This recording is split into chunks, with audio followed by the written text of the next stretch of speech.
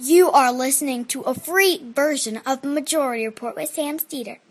To support this show and get another 15 minutes of daily program, go to majority.fm, please. The Majority Report with Sam Steeder. It is Wednesday, November 27th, 2019. My name is Sam Steeder. This is the 5-time award-winning Majority Report.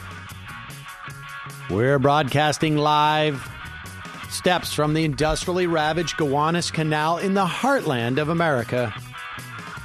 Downtown Brooklyn, USA. On the program today, White House lawyers told Trump of the whistleblower and that the whistleblower blew his cover before he unfroze the Ukraine aid. Meanwhile, as the Judiciary Committee announces its hearings will take place next week, newly released testimony states that 2 OMB officials resigned over the OMB machinations to hold up the Ukrainian aid. Meanwhile, over at the Supreme Court, Brett Kavanaugh signals that the Supreme Court is primed to destroy the regulatory state and stop just about anything a Democratic president would want to do. Indiana, meanwhile, quashed a report on an Amazon worker's death in pursuit of HQ2. Pete Buttigieg's pact for Democrats turns out to be a front for his own candidacy. Yeah. And look, Ma, no calls. AOC's fundraising tops all Democrats in the House. Evictions, meanwhile, are plunging in New York City in the wake of the new rent control law. Hell yeah, in your face, landlords. Boom. Airline catering workers plan labor actions this holiday. And ICE creates a fake university to lure students who have overstayed their visas and deport them. And lastly, make no mistake, the assault on Medicare-for-all is an assault on the left-wing candidates in the Democratic primary. All this and more on today's program. Welcome, ladies and gentlemen. I've just got to fix my seat here. It is the day before Thanksgiving. Welcome. We will get to calls earlier than normal today. We'll make it a freebie Tuesday or Wednesday. We'll make it a freebie Tuesday, which, of course, for people who've been around, know that means it's Wednesday. And this is all coded. It's completely impromptu. We're all headed off for Thanksgiving, which, of course, means that Michael already left and is not here. And we will be back. We will have a new show for you on Friday. Really fascinating a talk I had with Martha Jones, who is a professor who did wrote a book about birthright citizenship. And essentially, and you're going to hear more about this as time goes on. And it came up the other day with oh gosh, I'm having some type of, I feel like I'm having like a rolling stroke. I can't even, I can't remember any names. Perrine. So the other day with Alex Perrine had a piece that was fantastic about Reconstruction. And this book also is in part about Reconstruction. The fact is that we live in an America that was essentially, for all intents and purposes, founded during Reconstruction. Many of the things that we consider sort of like stalwarts of American society, and frankly, from a legal perspective, the overwhelming, not majority, but plurality of our Supreme Court cases deal with the 14th Amendment, which was passed during Reconstruction. and birthright citizenship was passed during Reconstruction as a way of making sure that that basically Southern states didn't have an ability to deport slaves or former slaves at that point. And this book is about the development of those theories that took place actually before the Civil War. So interesting stuff. You'll enjoy that on Friday. Today we will do a double show. There will be no show tomorrow. And let's just start this off, a little bit of house cleaning, I guess. But we have something rather exciting. Shoot, is this iPad work? Oh, it is. Okay, it's worked. I don't know what happened with that thing, but this is pretty exciting for us. Thank you very much. We got something in the mail today, ladies and gentlemen, and I'm going to do an unboxing. I'm just going to hide the address. As you can see, it is from YouTube. It is, as you know, we have a YouTube channel. Some of you are watching it right now. And when you get to be, when you surpass the 100,000 subscriber milestone, they send you something 2.5 years after you did that. In fact, it must have been sometime in mid 2017 that we passed 100,000. But of course, if you're like me and you get your emails late when they send you the redemption code, then it takes you 2 years to respond. So that's why when you want a membership to the program and you email and it's taking a long time, just understand it's not just you. So this is it. Not that fancy, but it is squishy. Ooh, I'm sorry, that's not it. It's functional. No, that's not it. Here is the letter. Okay. Oh, congratulations on your. This is was packaged in great care by Rick. All right, that's pretty good. Shout out, Rick. YouTube, you've done something very few YouTube creators accomplish. You had an astonishing 100,000 people subscribe to your channel. We know the numbers on YouTube can get really big, but you achieved the milestone with hard work, perseverance, probably a healthy sense of humor, too.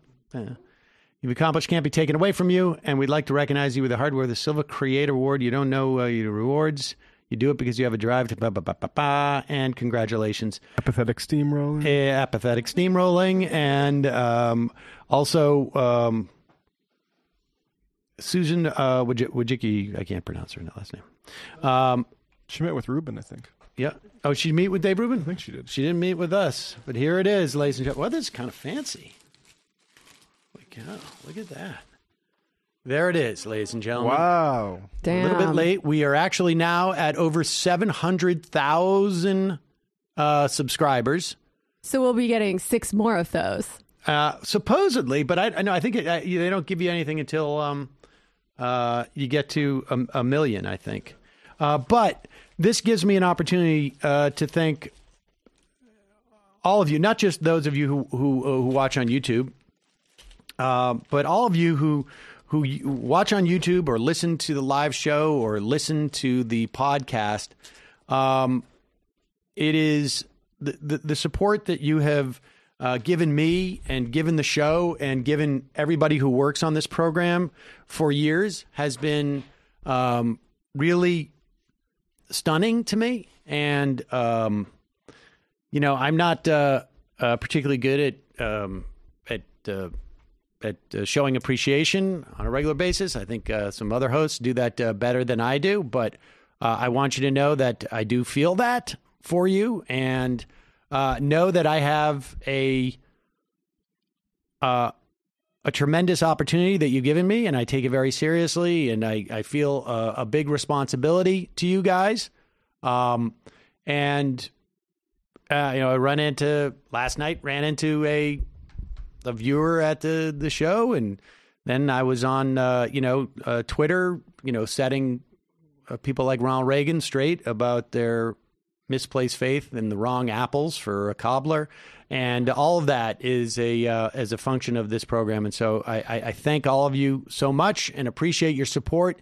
It is almost 2 years to the day that Mike Cernovich tried to not just get me fired from MSNBC, but destroy this show. He sent a bunch of fake emails to all our sponsors. And that's really when I was the one time I was worried about the whole thing, was that we were going to lose a big chunk of our revenue that supports this show. And in part, it was Marin and Brendan from WTF who defended this show in a big way by basically saying to advertisers, if you dump Sam's show, then you're going to be dumped from our show. But it was also just the tremendous amount of support that we got from you guys, and it was really it was really moving to me. And so thank you so much, and we will continue to do the work that we do here, and with you in mind, and our responsibility to you. So thank you so much. Good night, and that is the show. That's why we did it for free today. So sweet. Yes, well, it's nice. All right, well, let's get into let's do just this clip, folks. Let's play the clip, and let's see if you can come up with what is a little bit problematic about Donald Trump's proclamations here. Now, to be fair, he's surrounded by women, so he's probably a little bit like he's got a little bit of the heebie-jeebies, maybe. And they're celebrating. We don't know how many of them have blood coming out of there wherever. That's true. It could be. It could be happening with all of them. And he is celebrating the 100-year anniversary of women getting the right to vote in this country. And, well, here he is. And they've been working on this for years and years, and I'm curious, why wasn't it done a long time ago? And also, well, I guess the answer to that is because now I'm president, we get things done. We get a lot of things done that nobody else got done.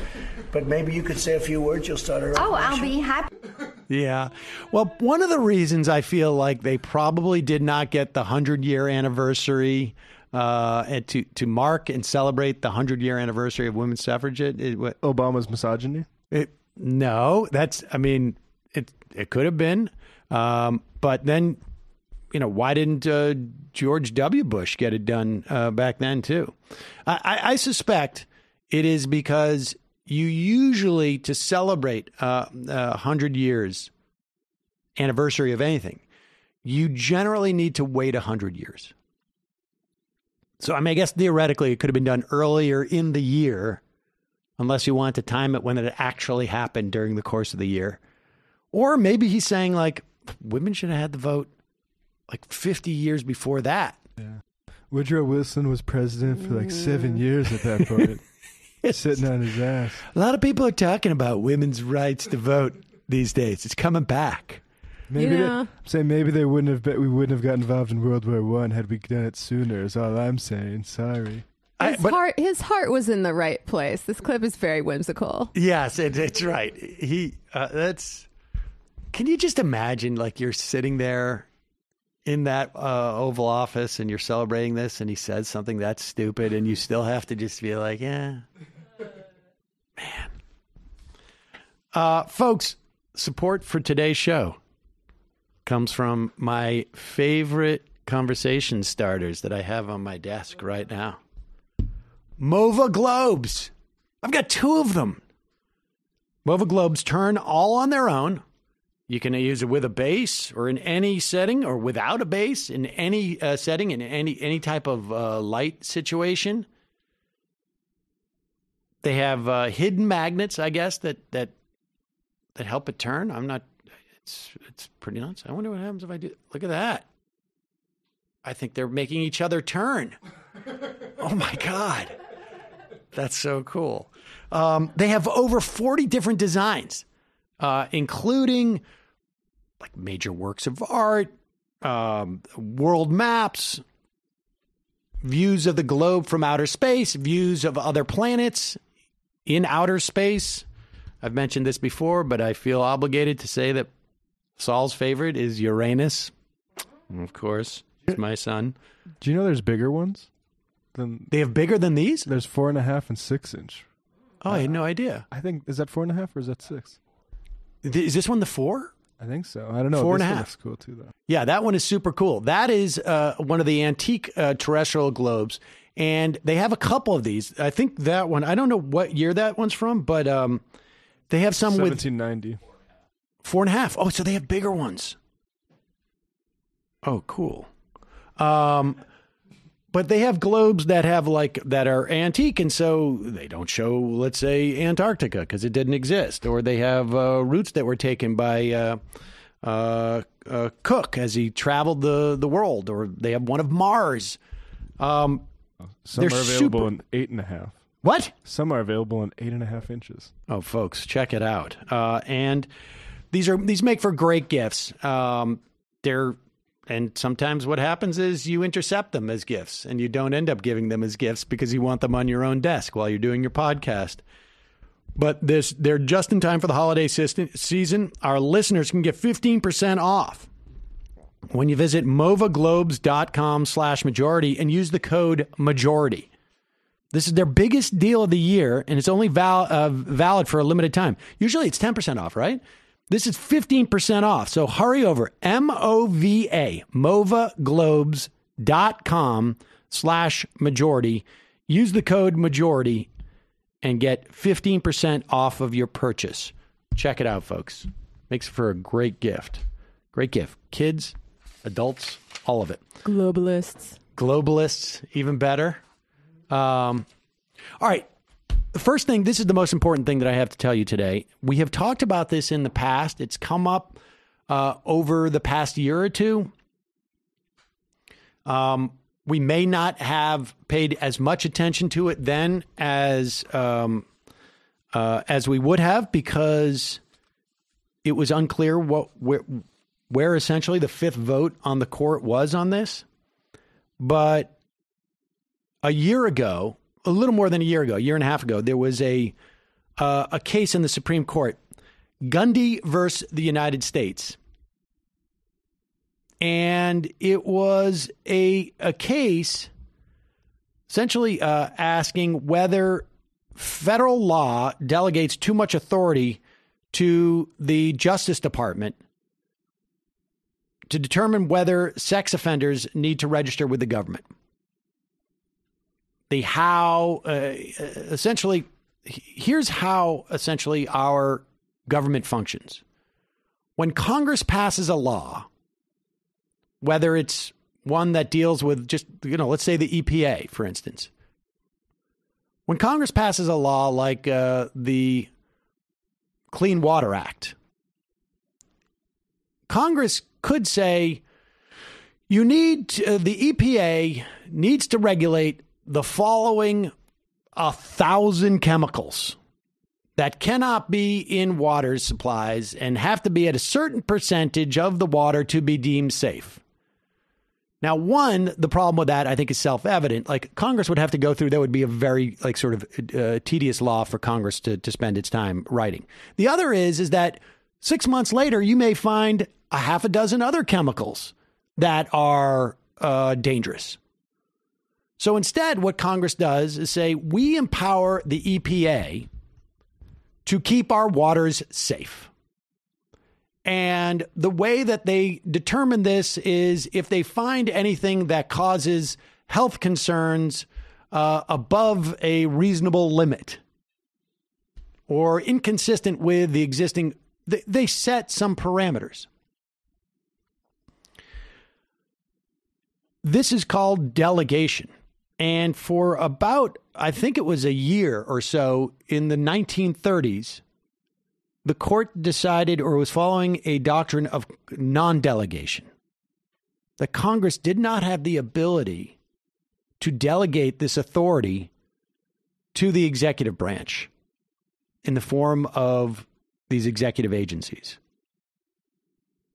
Now, it's a bizarre concept when you consider particularly that the Supreme Court seems to think that the presidency is incredibly powerful, like almost all powerful.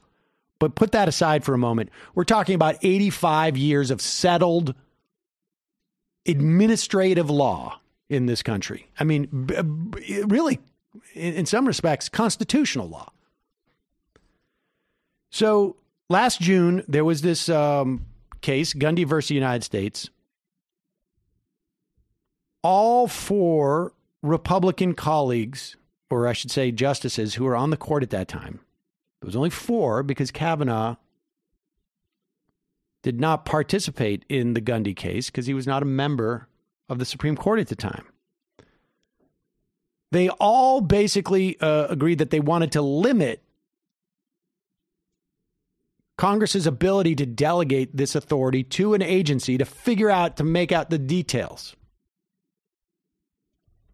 And on Monday of this week, and we should link Ian Millhiser's piece at Vox.com because his piece is really good on this. Scott Lemieux has a great piece at the American Prospect on the day one agenda, talking about the chances that maybe the court could destroy all of the ability for the day one agenda.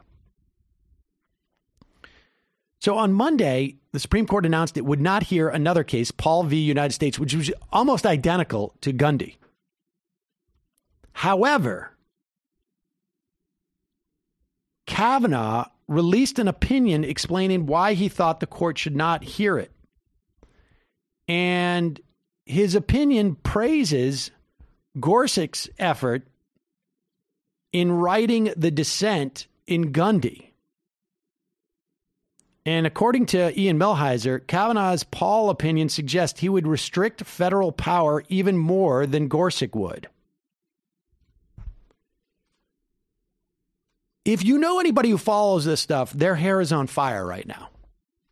Because the only reason why Millhiser suspects they didn't take this case and promote this principle of non-delegation was because the Supreme Court would have been embarrassed to have two cases within 18 months where they reversed themselves by 180 degrees simply because another Republican was appointed to the court. Pace yourself. Exactly. So they're going to wait. And he uses the example of the Clean Air Act. He writes, Clean Air Act provides that certain power plants must use, quote, the best system of emission reduction that currently exists, while also taking into account factors such as cost. Congress also tasked the EPA with studying what technology is available to reduce emissions with creating binding regulations instructing energy companies on which systems they must use to reduce emissions. As the technology evolves, the EPA may update its regulation so that power plants in 2019 use the best system of emission reduction that exists in 2019 and not the one that existed in the 1970s when the Clean Air Act was passed.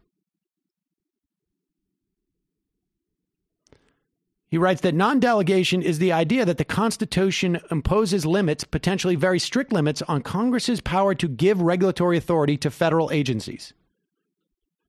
This also, I believe, would strike down things like this Michigan Independent Council.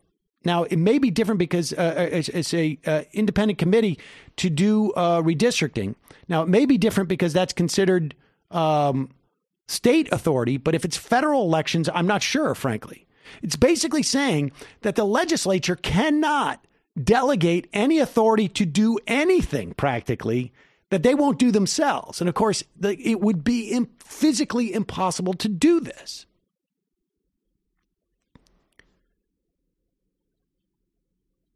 So, under current law, quote, a statutory delegation is constitutional as long as Congress lays down by legislative act an intelligible principle to which the person or body authorized to exercise the delegated authority is directed to conform.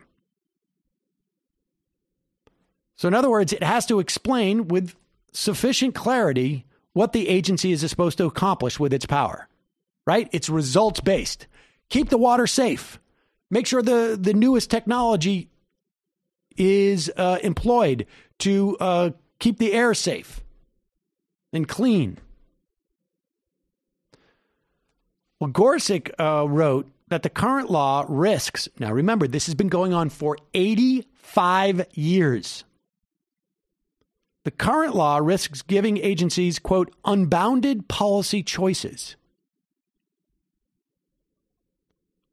He explains what the new limits he would impose on federal agencies, and what he explains, according to Millhiser, and I have no reason to doubt, is vague and hard to find any clear legal rule in what he discussed. But Gorsuch writes that a federal law permitting agencies to regulate must be, quote, sufficiently definite and precise to enable Congress, the courts, and the public to ascertain whether Congress's guidance has been followed. Now, here's the bottom line. The public, how would we measure that the public has, how would the public determine whether the federal law is sufficiently definite and precise so that it can be ascertained by the public? Like what vehicle would we use to determine the public has decided this? And what vehicle would we use that Congress has decided this? It would be like, do they need to pass another law on top of the law they just passed? Like, when Congress passes the law, they do so, and presumably they know what they're doing. Now, there are times where Congress passes laws and it has unintended effects, or the way they drafted it was incorrect, and they go back and they fix it. So really what it does is it basically allows the courts to determine whether it was sufficiently definite and precise, as opposed to now simply deferring to the ability of agencies to make this determination. And Congress always has the authority to go back and change it if they feel like these agencies have overstepped the bounds. Now, agencies can't go completely out of control because the courts still remain there as a way of, but it's just a question of parameters. So Millhiser writes, what does it mean for a statute to be sufficiently definite and precise? That people can ascertain whether Congress's guidance has been followed. Nobody has an idea, but as a practical matter, the answer to this question will be decided by the Supreme Court's Republican majority whenever it's confronted with an agency regulation.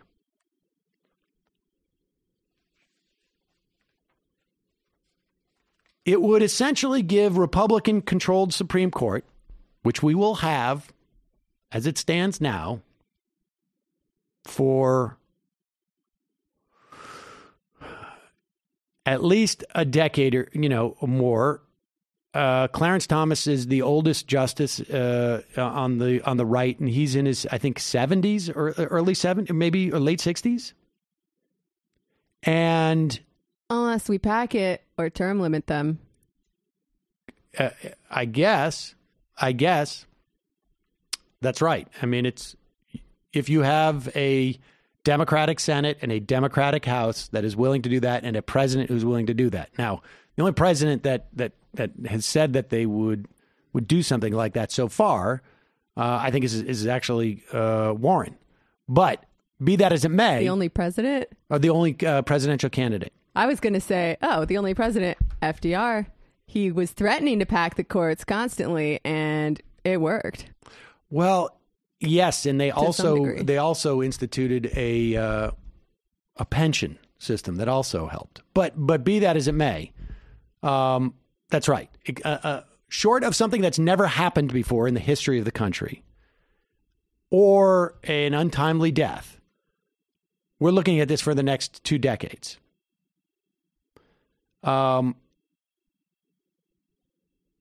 Apparently, Alito wrote in that Gundy opinion, if a majority of this court were willing to reconsider the approach that we have taken for the past 84 years, I would support that effort. So Gorsuch and Alito.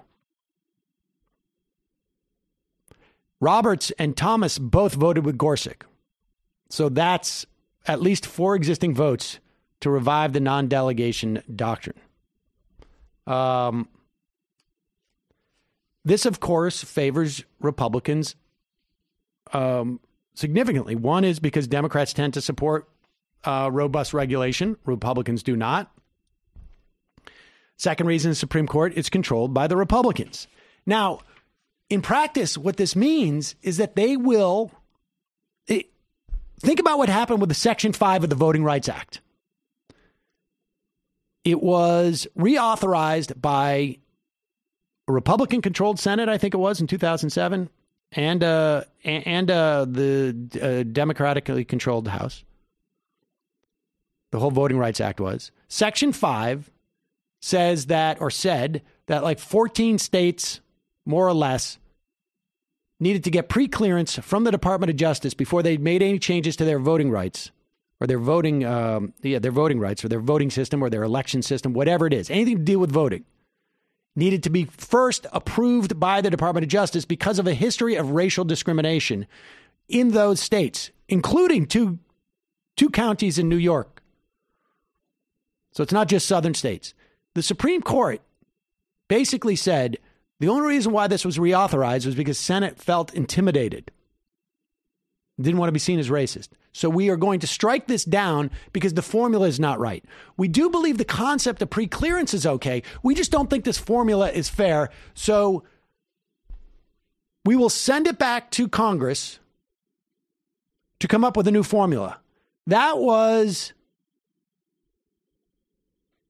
5 or 6 years ago. And nothing has happened with the Voting Rights Act. Right? So imagine what happens if the Supreme Court says the Clean Air Act, no. The Clean Water Act, forget it. In fact, anything the EPA has done needs to go back to Congress. And they need to give more specific regulations. Oh, banking regulations? No. The SEC has taken too much liberty here. It needs to go back to Congress, and they need to redo it. FDA regulations. I mean, you get where this is going, right? All of these things will simply languish. What's the alleged point of that? Like, what is their justification? The Constitution does not give... That is so annoying. It is super annoying. I would say it's even worse than annoying. It is going to fundamentally alter the power of the one branch of non-elected, of one of the three branches of our government, the one that's not elected. And we know it's not really about the Constitution. Well, yes. I certainly feel that way. But that's not going to make a difference.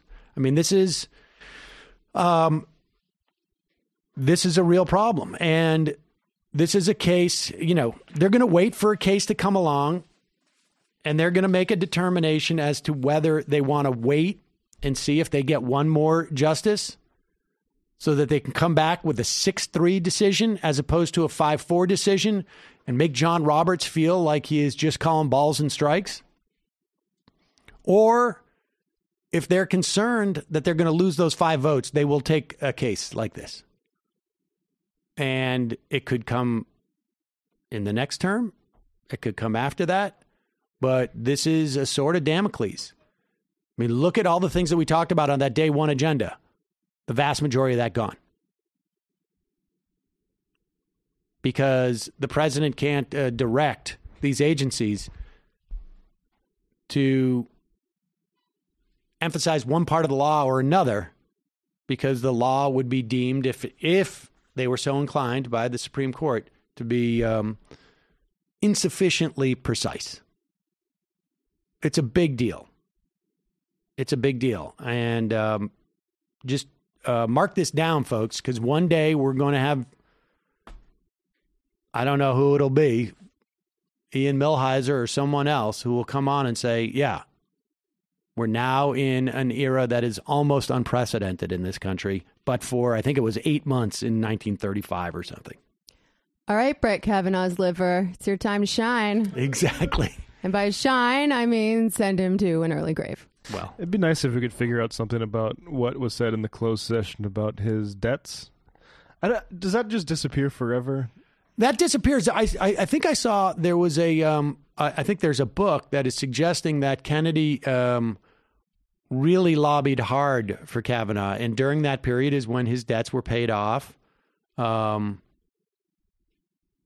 Nice business if you can get it. But look, I mean, let's be clear. There are two things, really. Brett Kavanaugh's gambling debts notwithstanding. If it wasn't going to be Brett Kavanaugh, it would be someone else. The real issue is Mitch McConnell holding open that Merrick Garland seat, and however you want to, wherever you want to lay the blame, it can be spread around.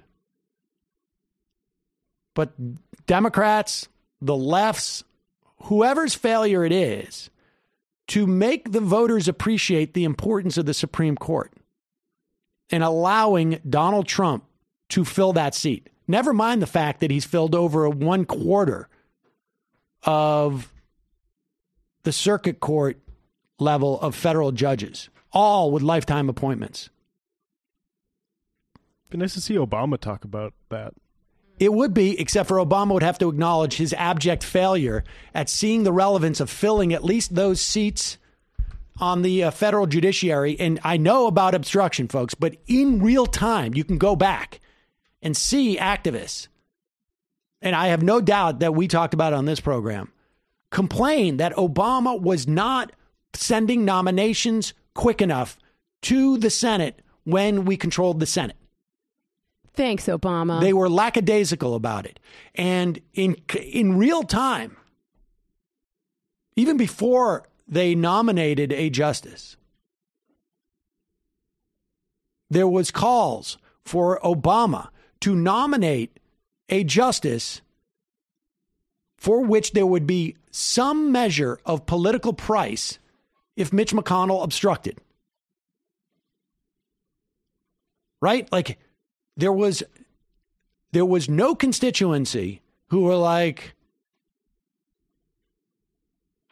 refusing to give Merrick Garland a hearing is a fundamental offense to us. There was no constituency. But had Obama appointed a woman of color, a person of a black man, a Latina woman, a black woman,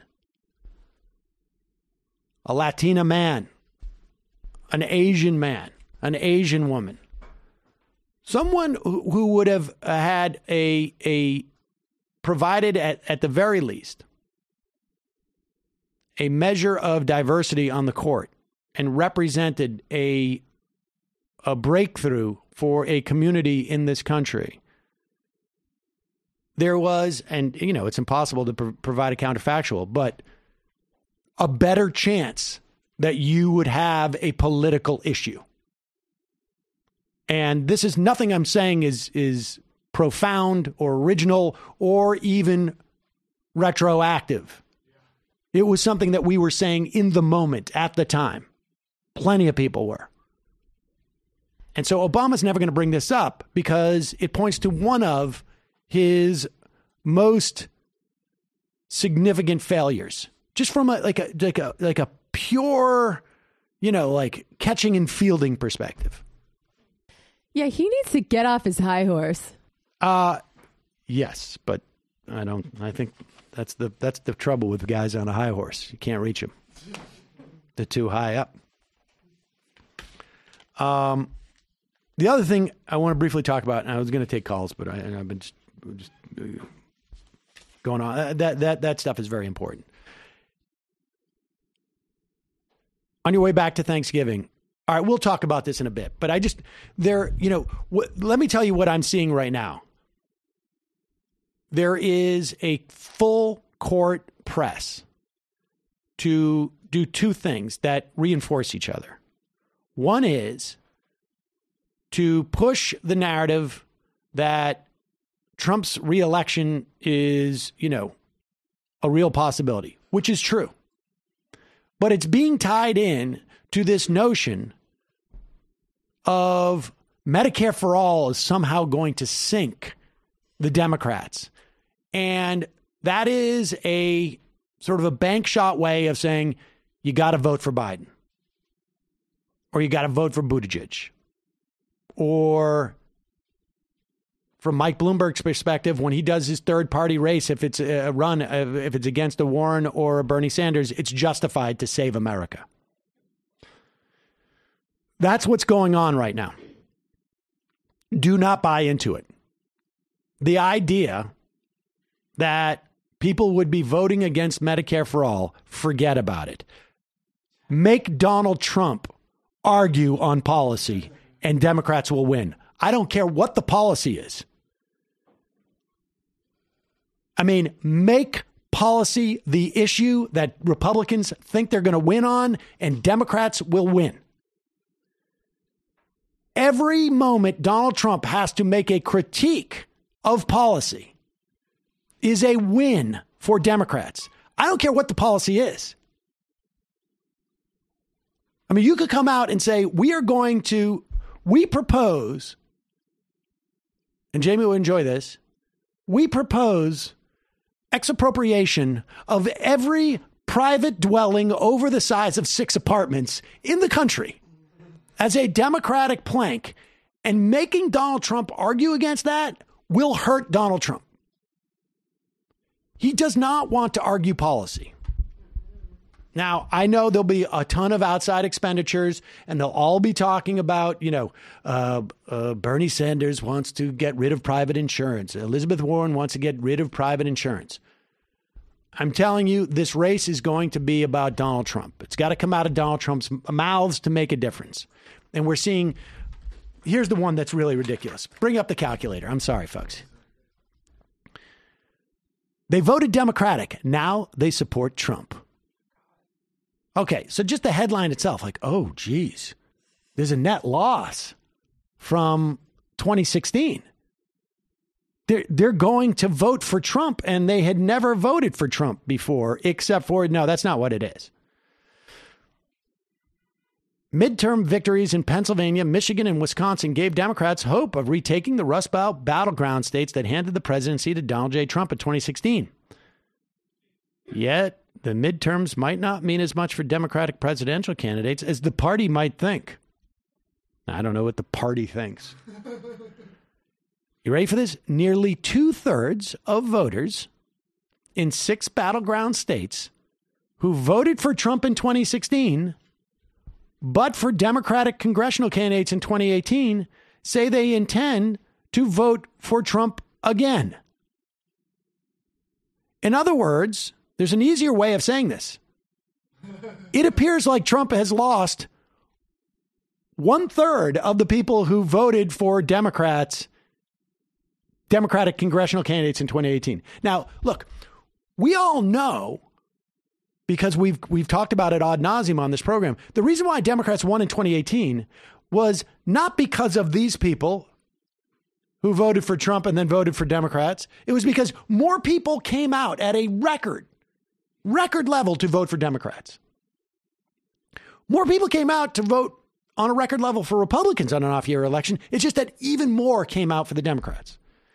So these people were not key to the Democrats' victory in 2018. But even if they were, you're still saying that Trump has lost. This is a way of saying, here is people saying they voted for Trump in 2016. They're not going to vote for him in 2020. Stuck. 1/3 of those people. Now, those people, the group is only a sliver of the electorate, 2% of registered voters. It's not representative of all voters. Indeed. One would think if you vote for a Democrat in 2018, you're more inclined to vote for the presidential candidate. But again, this is all about mobilization. This is an argument that persuasion is irrelevant. Okay? But let's take that number. It's 1/3 of 2% of registered voters.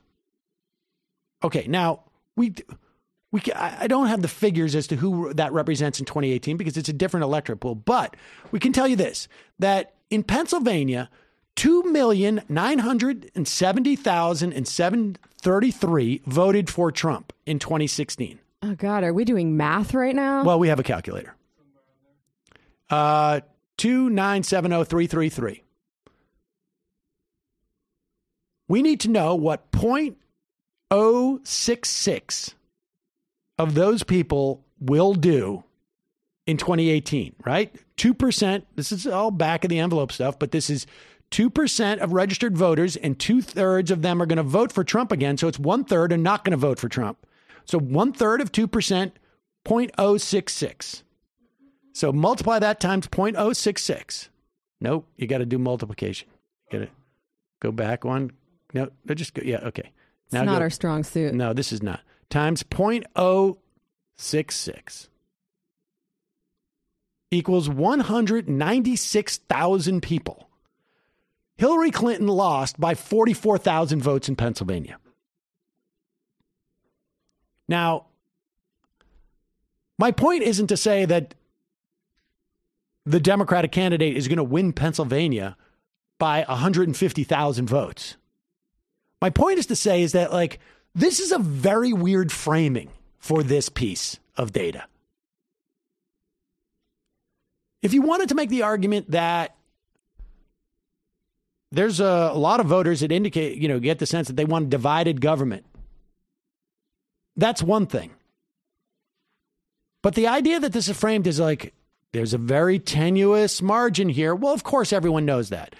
But there is a concerted effort that's going on in the media now to create this fear of loss and couple it, because this is not happening in a vacuum. It is happening at a time where there has been a concerted effort to attack Elizabeth Warren, mostly because I think a lot of these people don't believe that Bernie Sanders has a chance, even though all the polls say that. They're just not capable of wrapping their heads around it. That's just the reality. Doesn't look like anything to them. What's that? It doesn't look like anything to them. It doesn't look like anything to them. They're genuinely worried about Warren because I think they see her as a compromise candidate, but still landing far too left for them. They don't want to compromise. And they don't want her pushing Medicare-for-all. They do not want Medicare-for-all to be the position, even if it comes in a form that, some on the left find to be, two stages, insufficient, 2 stages of legislation, whatever the plan is not, or that her commitment to it isn't there. The bottom line is the narrative would be that she ran on this and won with it. And how it gets implemented, who knows? But the point being, they don't want that to happen. And so you're seeing millions upon millions of dollars spent to push this message that Medicare for all will kill the Democrats' chance in 2020, that even people who are inclined to go Democratic, it's not such a shoo-in. This is what's going on now, folks, and you should be aware of it as we head home and you try and tell your concerned parents and friends and brothers and sisters.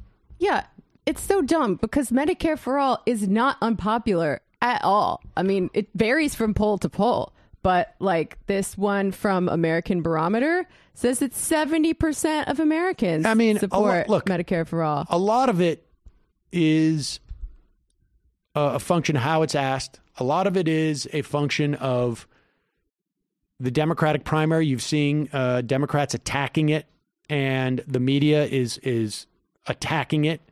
If it was the position of the Democratic nominee, these people would have to be quiet. Pete Buttigieg couldn't be out there saying that this is a problem. Even Trump made it sound like he was going to give everyone health care when he was like, oh, it's going to be better health care. It's going to be much, much cheaper. I understand. But the reality is that they are winning the messaging war. And part of it, frankly, is the attacks on Elizabeth Warren's plan, because it's a 2-stage plan and requires 2 pieces of legislation, is also creating this sense. And part of it is also a function of her feeling like she needed, and by her, I mean her campaign, feeling like she needed to show the financing and to actually roll out with a specific plan, I think showed some measure of a lack of confidence in the politics of Medicare for all. And people jump on that. And frankly, when the attacks on Warren about the two-stage plan, regardless of, I think it warrants some critique, but the broader critique that is levied on her is hurting Medicare for all. There's no doubt about it. It is because the average American who will show up in a poll now where it says only 36% support it, as opposed to 52% or something to that effect, they just hear that there's controversy about something. There's nobody, like your average American is not looking at, they just hear that there's controversy about it. And that scares them. Because the last thing you want is controversy as to whether you're going to get health care or not. Do you really think controversy from the left is making it through into the mainstream discourse, though? I think controversy does, yes. I don't think that there are people out there going like, well, I don't know, I'm a little shaky on Medicare for all now because I'm hearing about Elizabeth Warren having a two-stage plan and this and that. No, yeah, they're not reading Megan Day's critiques in Jacobin. Absolutely not. But that's what I'm saying. All they're getting is that there's controversy about it. Period. Controversy. Not from the left, not from the right, controversy. And the more controversy there is about something that is so closely held as a value, healthcare, the more worried people get. And then they run from it. That's basically it. That's the bottom line. Particularly at this stage in the election, people just get broad emotional signals. And so, no, they don't know the specifics of the controversy. They don't know if it's coming from the right or the left. I don't even know that they would know that there is a debate about it. Two different ideological polls. But I do know that is getting through. You can talk to, it makes people worry about it, and they don't even need to know the specifics as to why. And so people just need to uncuck themselves and vote for what they want. Well, now I'm blaming the electorate. Yeah, but there's a lot of people they don't have the time to figure out. They don't know. They don't have like the assets to make that determination. I mean, like I don't know what chemicals do I want banned? I have no idea. The bad ones. You want health care, though. I do want health care. Right, but it is not obvious to the overwhelmingly large part of the United States, like what's the best health care policy? Well, that's one thing that's good about Medicare for all is that it's actually really simple to understand and relatively simple to implement. I don't think you're right.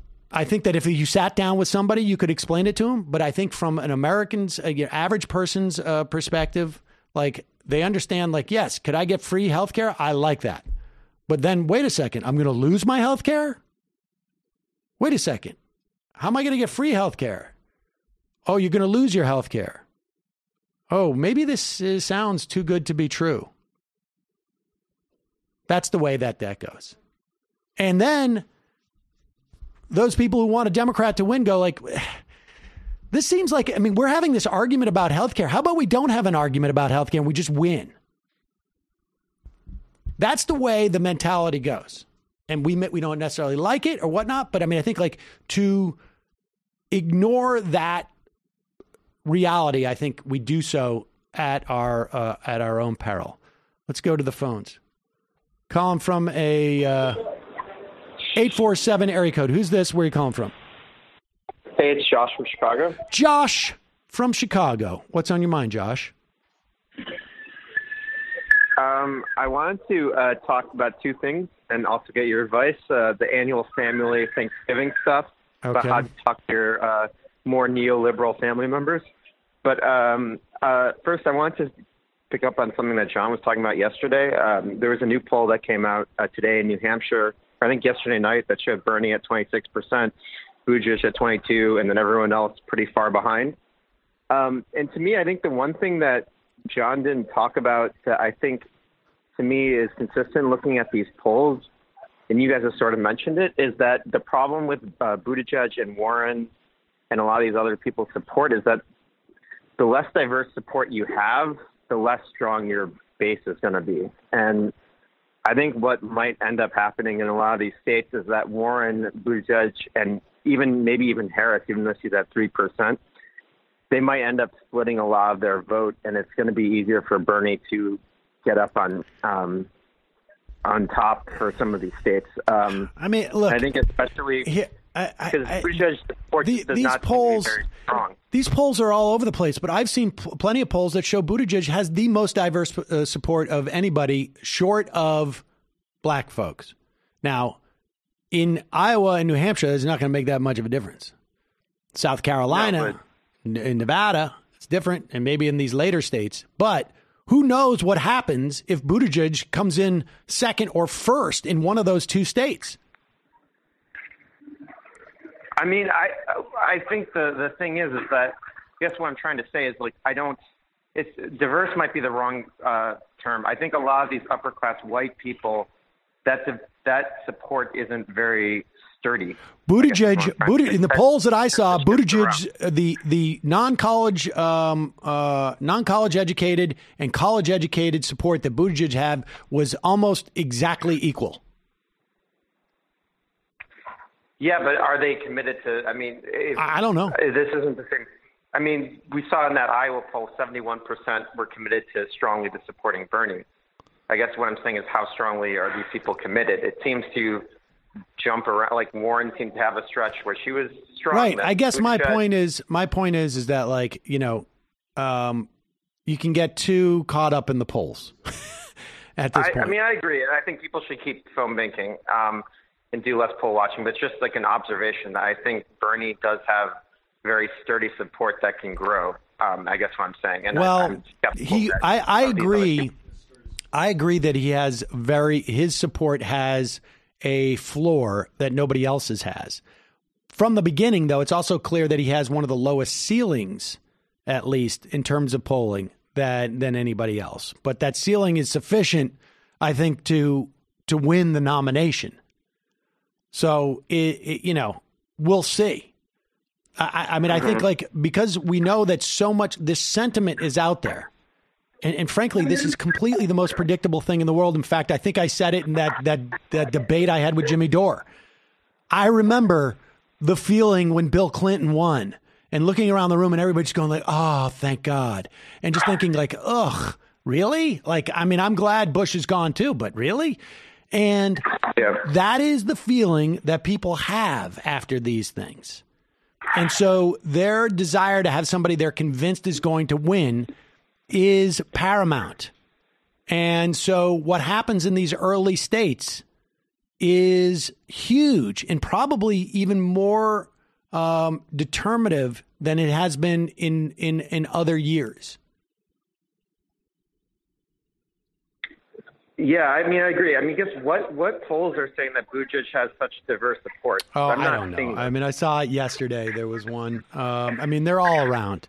Just go to your favorite, site, depending on, I'm sure Nate Silver has them.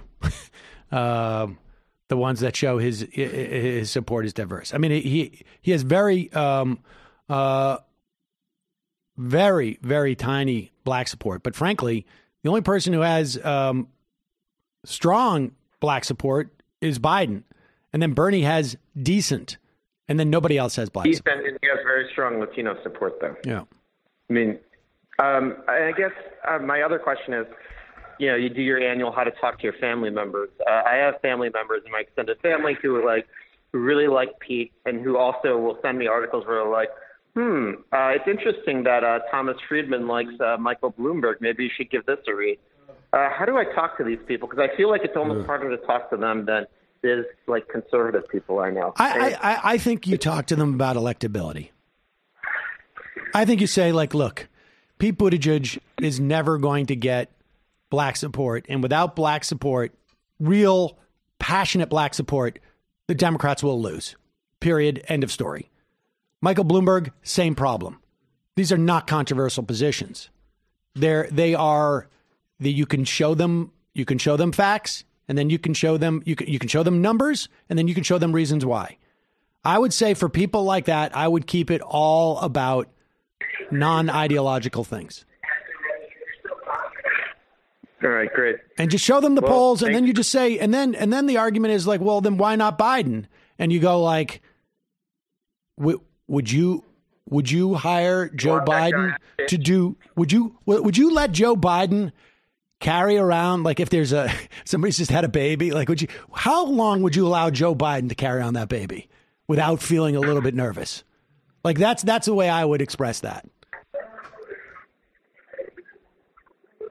Good luck, Josh. Yeah. Report back. Thank you. All right. Have a happy Thanksgiving. Thanks, buddy. Thanks for all your participation in the show this year.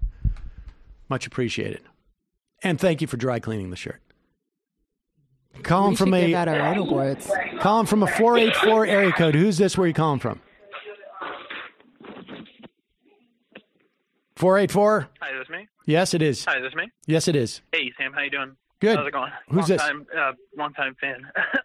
So yeah, I wanted to talk about Colombia, if that's possible. Who is this?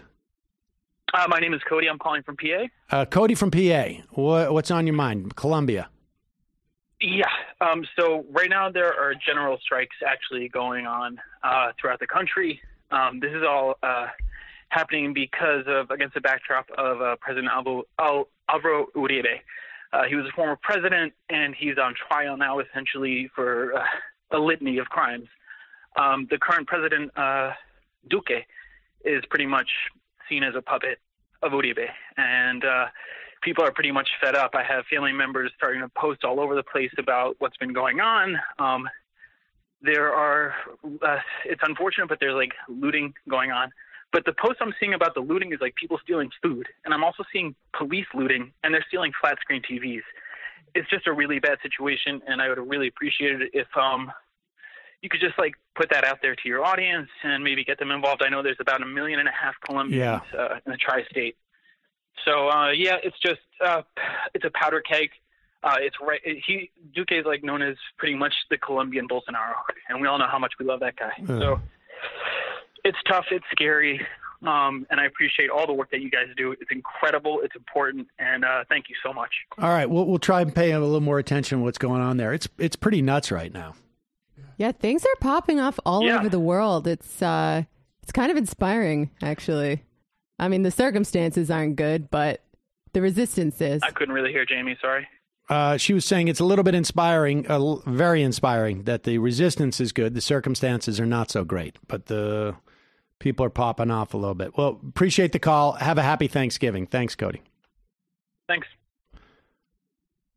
Calling from a 478 area code. Who's this? Where are you calling from? Do declare this is Jeff from Georgia, Sam. How are you today? Jeff from Georgia. Happy early Thanksgiving. And a happy early Thanksgiving to you, the whole crew there. Appreciate you guys being a part of my universe. It's quite a pleasure to be a part of your show. I wanted to talk a little bit about Matt Lieberman down here in Georgia, if you'd like. I would, yes. Joe Lieberman's son. I've done a little bit of looking. Yeah, exactly. Yep. I've done a little bit of looking into him, in all seriousness. And I've become convinced that he is getting into the race. He's a good actual microcosm of where the right wing of the Democratic Party is, I think. He made his bones in all the write-ups. You'll see him called a businessman or an entrepreneur, and they won't tell you much beyond that. What he did was consulting for a company that would stand between, say, your large employer and the insurance company that they decide to go with.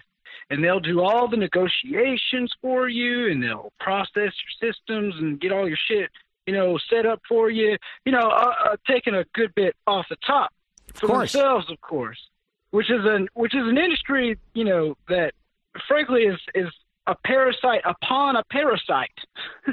Yes, it's true. if you catch it. I do. And he's come out really strongly for a public option. in his Senate campaign. That's the one thing they've been able to pin him down on. And I think it's because he has seen the writing on the wall that the best way forward for, say, him 10 years ago or his current business partners and associates now is to funnel as many sick and old and poor people into that public program as they can, so that they can preserve this carve-out that they've got going, so that they can continue to suck blood off of this blood-sucking tick that is the American health insurance industry.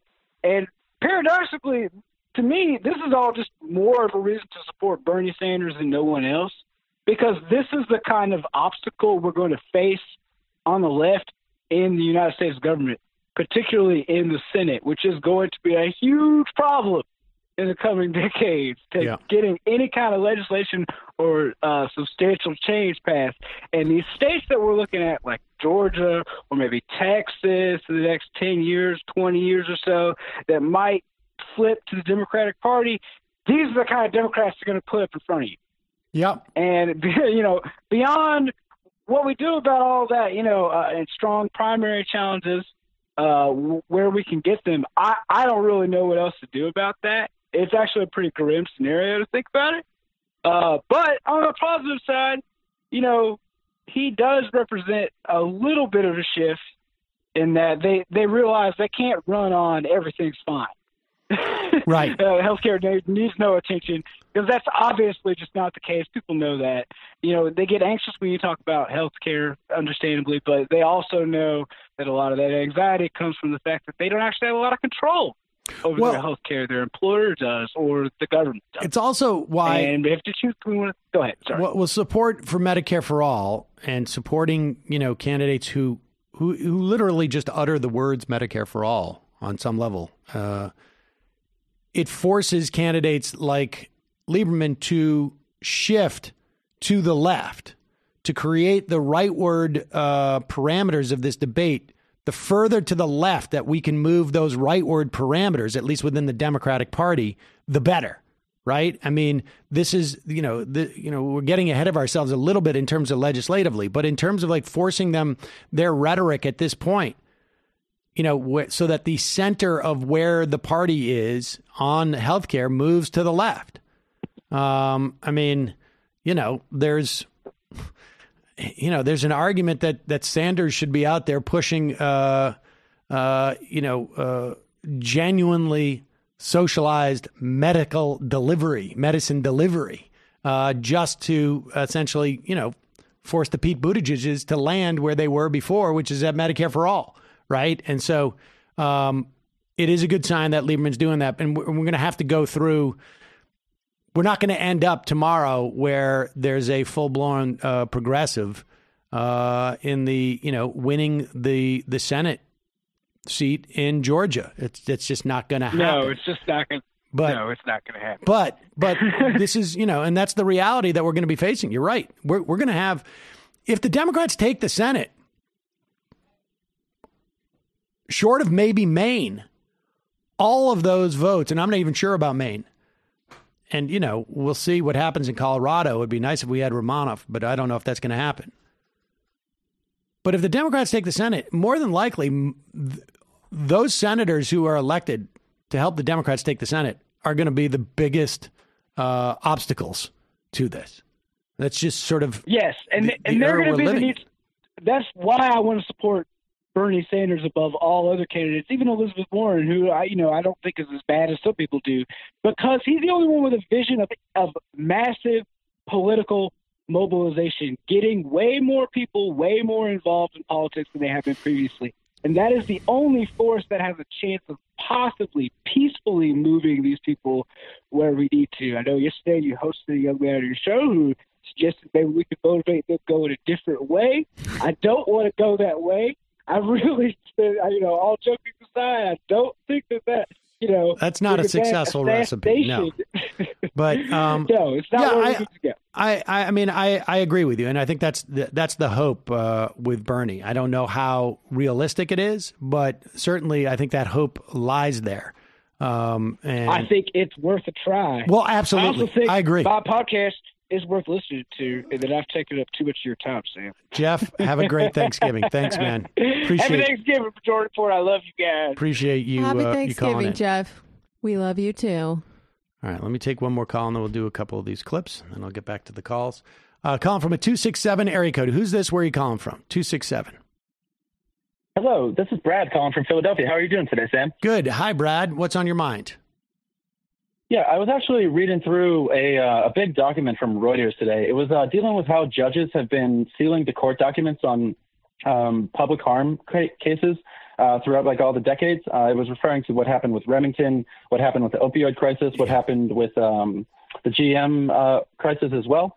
And it really just goes to show that whenever a product liability case would be taken to a judge, they're supposed to say that they're supposed to give the reasonings for why they would seal the court documents. But this was a really big, like, in-depth Reuters breakdown. In up to 85% of the cases, they don't provide the reasoning for why they're sealing the documents. And this has led to, like, multiple times of just more and more people dying. There was a court case that took place in West Virginia. I believe it started in 2001, and it was finally settled in 2004, where Purdue was lobbying to have everything redacted or sealed behind the documents. And they were unable to get the information out to the general public, which has continued to, promote the opioid epidemic, the opioid crisis that's like going through like a big part of the country.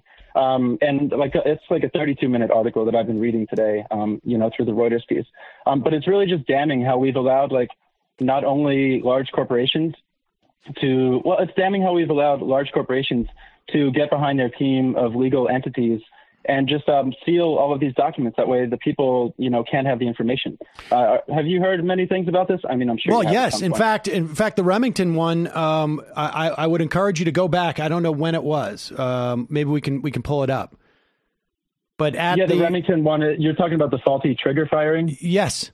And I interviewed a public interest attorney at the tort conference that I go to in Vegas. And he told me that whole story about 3 or 4 years ago.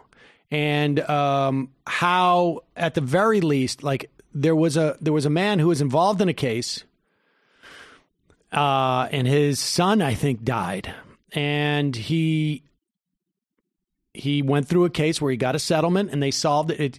Here it is. It was in April 28th, 2017. I really go back and listen to it. It's harrowing. In fact, if I remember correctly, I literally had to stop in the middle of the interview. It was so disturbing. And it was a story of a man who was bound by a confidentiality and was ready to go to jail to basically tell the public of what was going on. So yes, I'm very aware of this. And send me the article to majorityreporters@gmail.com. I would just add this. Yeah, I can send that to you. The trial lawyers, the one big part, the trial lawyers are hugely important in terms of attempting to change the behavior of these companies. But what you're pointing to shows the limitations of what they can do, because ultimately, the way that they temper the behavior of these corporations is by changing their cost benefit analysis, right? Like, we're going to make it cost more than you had anticipated. So you go ahead, you make your profits, and you think, okay, we're going to get caught, and we're going to have to pay 25% VIG on this if we ever do get caught. And, the trial lawyers try and make it like you're paying a 45% VIG, or you're taking a bigger hit in the court of opinion, or whatever, the public opinion, whatever it is. And that changes some behavior to a certain extent. But and because it's about taking money and providing money for the plaintiffs have an incentive to say, like, okay, I'm going to take this award from the jury and I'll sign that NDA. I'll agree to have it be sealed because I want to move on with my life. This has been a long process. It shows the limitations of that. I mean, it is necessary, but insufficient. It shows the limitations, and we need more government regulation on this. From the Reuters article, Stevens, the original judge that sealed the opioid trials, he was quoted as, "It happened, and that's all I can say about it. It speaks for itself." When Reuters reached out to him to comment if he would be second-guessing his decision. And then In their unprecedented analysis, Reuters found over the past 20 years, judges sealed evidence relevant to public health and safety in about half of the 115 biggest defective product cases consolidated before federal judges in so-called multi-district litigations, or MDLs. Those cases comprise nearly 250,000 individual death and injury lawsuits involving dozens of products, medical devices, and the numbers don't convey the full extent of information locked away because they don't include thousands of product liability cases heard in state courts. So it's really important that we bring awareness to this, because this is a way that the judges aren't even representing the people that they're supposed to be defending. Yep. I agree. Appreciate the call, Brad. Have a happy Thanksgiving. All right, let's speaking of Thanksgiving, ladies and gentlemen, as you know, around here we're starting to gear up for the war on Christmas, and I want to be frank about something. We were caught a little bit asleep at the wheel. We do our best to be on top of things. I think if you read as much Sun Tzu as I do, you'd be embarrassed. We thought we had the high terrain. We didn't realize that there was actually a higher terrain behind us. We were preparing for the battle in front of us, but we forgot about the one behind us. I'm making all that up. I don't know if that's in Sun Tzu. But here's Donald Trump striking the first and almost, because we're almost past it, final blow in the war on Thanksgiving. But make sure you register to vote as we gather together for Thanksgiving. You know, some people want to change the name Thanksgiving. They don't want to use the term Thanksgiving. And that was true also with Christmas, but now everybody's using Christmas again. Remember I said that? But now we're going to have to do a little work on Thanksgiving. People have different ideas why it shouldn't be called Thanksgiving, but everybody in this room I know loves the name Thanksgiving, and we're not changing it. But Americans have so much to be thankful for. The economy is booming, wages are rising, crime is falling, poverty is plummeting, confidence is soaring. Yeah, God, I can't hear that part, but this is, he caught us plotting. We were going to roll this out in 2020, the war on Thanksgiving, and he preempted us. It is true that we want to change the name to Thanks-taking because, of course, we are takers. It's either Thanks-taking or just sort of like... I thought reparations giving. Reparations giving is one of them. Or sorry's giving. One of those two. I apologize for being white giving. I just wanted to call it Shanksgiving. Just so that people will be like, what? Happy Shanksgiving. I'm sorry, did you say Happy Shanksgiving? That'd be super irritating. Wouldn't it? That was basically my agenda, but he just quashed all of it. What is he talking about? He's made that up. I've never heard anybody who's talked about changing the name of Thanksgiving. Did he get confused with Columbus Day? It's very possible. He just assumes that every holiday the left wants to change now. What will we come for next? I mean, I've been working very hard to make sure Friday maintains the name Friday, and it's worked so far. So you're welcome, everybody. There you go. Exactly. A lot of people want to change that, but not enough people give Matt credit for maintaining the integrity of Friday. But everybody's saying it. Everybody is saying it. Everybody's still saying it. You're going to call it Friday this week. I mean, when I record the intro for Friday, I'm going to call it Friday. You just did. You're twice. Welcome. What's the day after Thursday? Ask Matt. It's Friday. Boom. A regular Rebecca Black over here. We're winning the fight, folks. There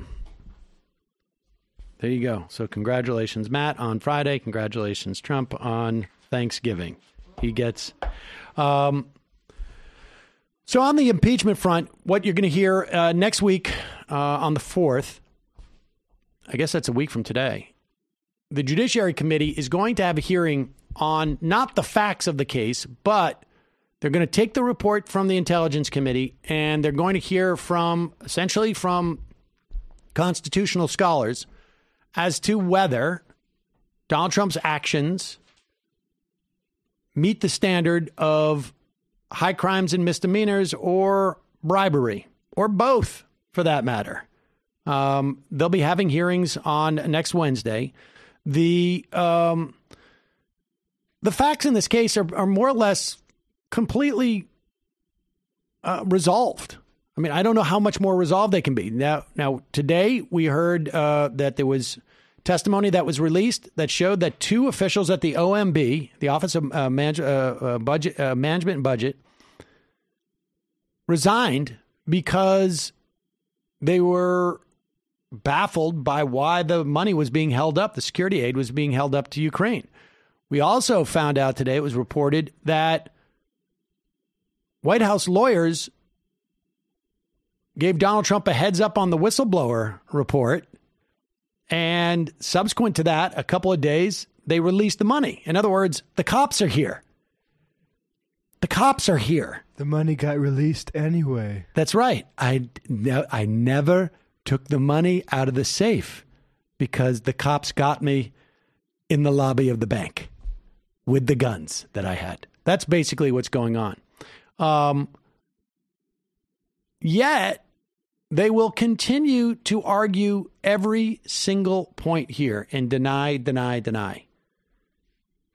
And it's not just Trump. Here is Senator Joe Kennedy. He's from, Louisiana, right? Where's Kennedy from? And he was on Fox News Sunday with Chris Wallace. Here's what he had to say about, now he's going to back off this, but not in this clip. Because that's not the way they do. It's one thing to say something on Fox, and then I'll go to a different network and say something different. Right? I mean, that's the game that's being played here. People should be clear on this. Here's Joe Kennedy refusing to acknowledge that the Russians were responsible for any hacking that took place in 2016. The president and his supporters have said that Ukraine was behind the hacking of the DNC computers and that it wasn't Russia. That was a big issue this week because former NSC official Fiona Hill said that is Russian disinformation. She debunked that. But on the other hand, President Trump doubled down on that the very next day. Take a look, sir. This is a fictional narrative that has been perpetrated and propagated by the Russian security services themselves. They gave the server to CrowdStrike or whatever it's called, which is a company owned by a very wealthy Ukrainian. And I still want to see that server. You know, the FBI has never gotten that server. That's a big part of this whole thing. Senator Kennedy, who do you believe was responsible for hacking the DNC and Clinton campaign computers, their emails? Was it Russia or Ukraine? I don't know, nor do you, nor do any of us. Ms. Hill, let me just interrupt to say the entire intelligence community says it was Russia. Right, but it could also be Ukraine. I'm not saying that I know one way or the other. I'm saying that Ms. Hill is entitled to her opinion, but no rebuttal evidence was allowed to be offered. We know, at least the Republicans in the House wanted to call a witness, a DNC political operative, who lobbied the Ukrainian embassy to get involved in 2016 election. We don't know if Ukraine did that. We don't know to what extent, because they won't let the president offer his evidence. And that's why I'll say once again, the absence of evidence is not the evidence of absence if you're not allowed to call your own witnesses. Yeah. The thing is, though, is that it's been resolved with the 17 intelligence agencies. And there is no credible evidence, period. There's just simply no credible evidence. And he'll go on Fox News. He will spread that lie because he knows, as we have said here many times, and everybody seems to know now, there are two different narratives of reality. And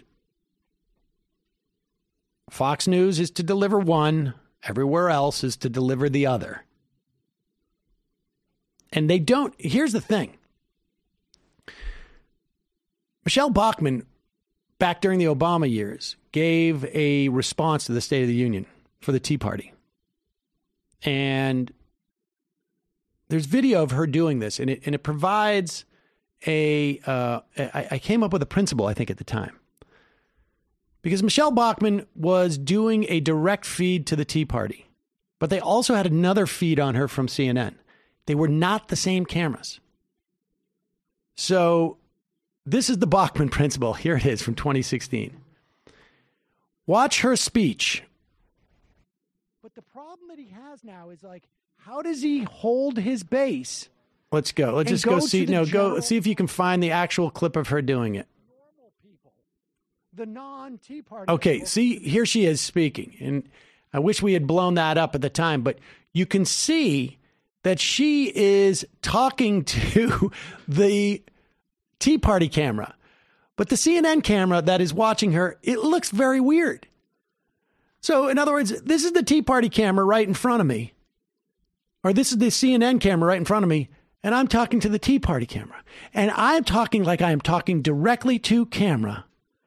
But instead, it looks like I'm sort of somewhat crazy because I don't realize that I'm not looking at you. And that's the way it used to be. It used to be that you could not talk to these two audiences simultaneously and not seem crazy to one of them. Now they realize they don't have to talk to the same audience at the same time. That they can actually make each representation different, and they could do because they are so defined and discrete from each other. And so he goes on CNN, and it's a completely different story. Here it is. I was answering one of his questions, and he interjected a statement and asked me to react to it.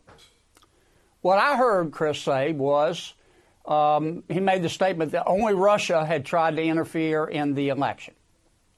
And I answered the question.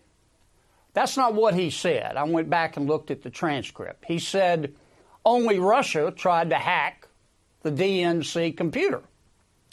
Now, Chris is right. I was wrong.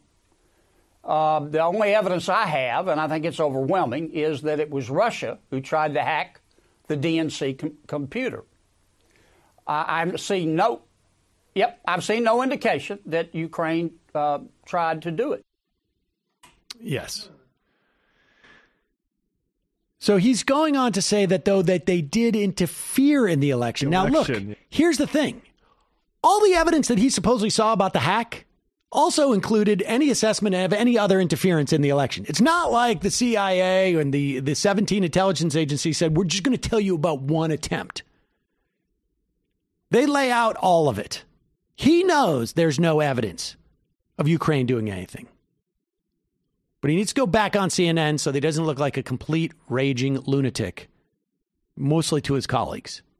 But what his colleagues may not realize, maybe they do, is that none of the people he said the first thing to are going to see the second one. They're never going to see it. There's no way for them to see it. Fox is not going to run it. They're never going to see it. Mark Levin is not going to run it. Nobody's going to, they're not going to see it. That's the bottom line. That's the thing they understand. Let's play number 5. Look, between the non-delegation doctrine, between the chances of Trump winning, between the Supreme Court being dominated by Republicans for decades, not a lot of hope for the future. I'm not saying it's hopeless, but we haven't been able to deliver a lot of hope today. Well, today, in this moment, I should say, we're going to bring you some hope. This is some students from a middle and high school students in Baltimore as Melania Trump goes out and gives an opioid awareness speech. Now,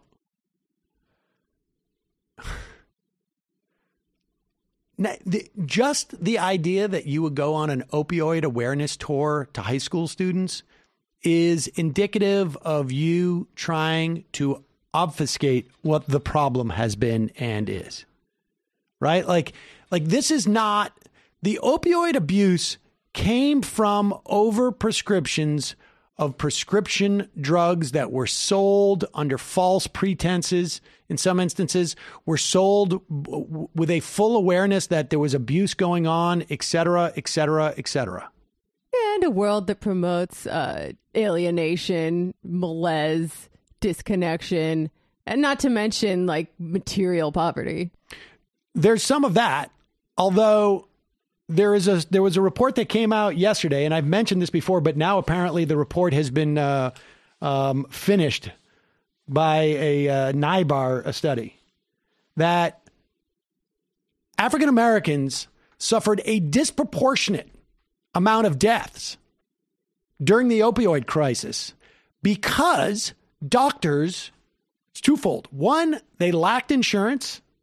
Two, doctors have a racial bias when it comes to acknowledging pain. And so they prescribed black people less opioids, and there were less deaths. And there's no reason to believe that the immiseration rates for black people and white people were significantly different. Now, you may have pockets of despair where it's all white towns. But the but for in this instance is the readiness and the availability that they had to getting opioid prescriptions. Yeah, it's a perfect storm of factors. Indeed. But high school students are not going and in a position to go to their doctors and say, don't give me opioids. It's absurd. So kudos to these middle school and high school students who provide, even though they're in Baltimore, a Bronx cheer to the First Lady.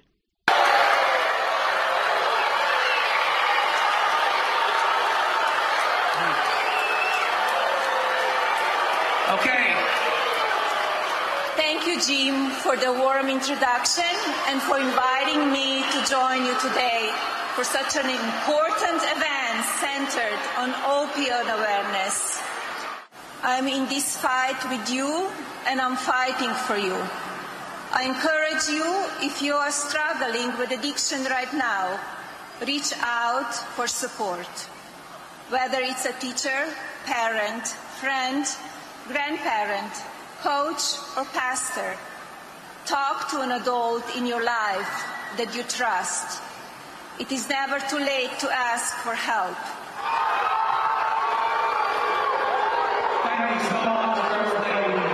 Yeah, booze. You know those Scared Straight programs where you bring... Yes. And how they have the reverse effect?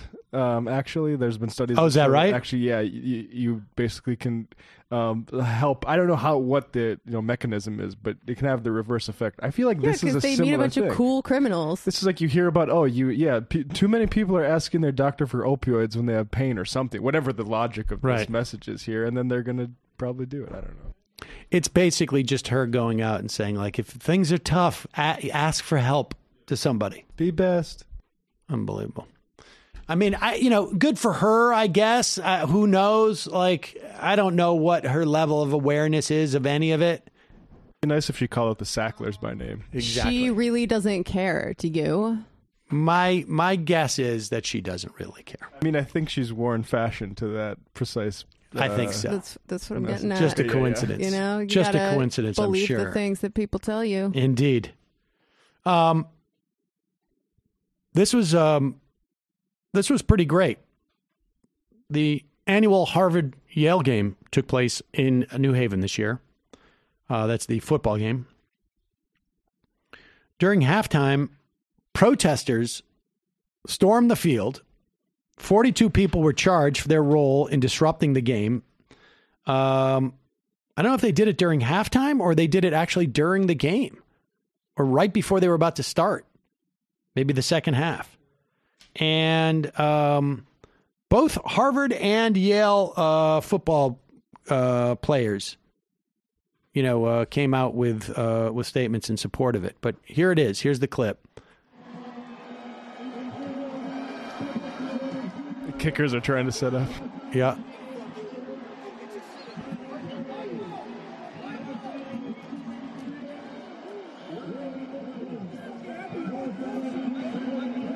They have a sign that says "Nobody wins." Harvard and Yale are complicit in climate injustice.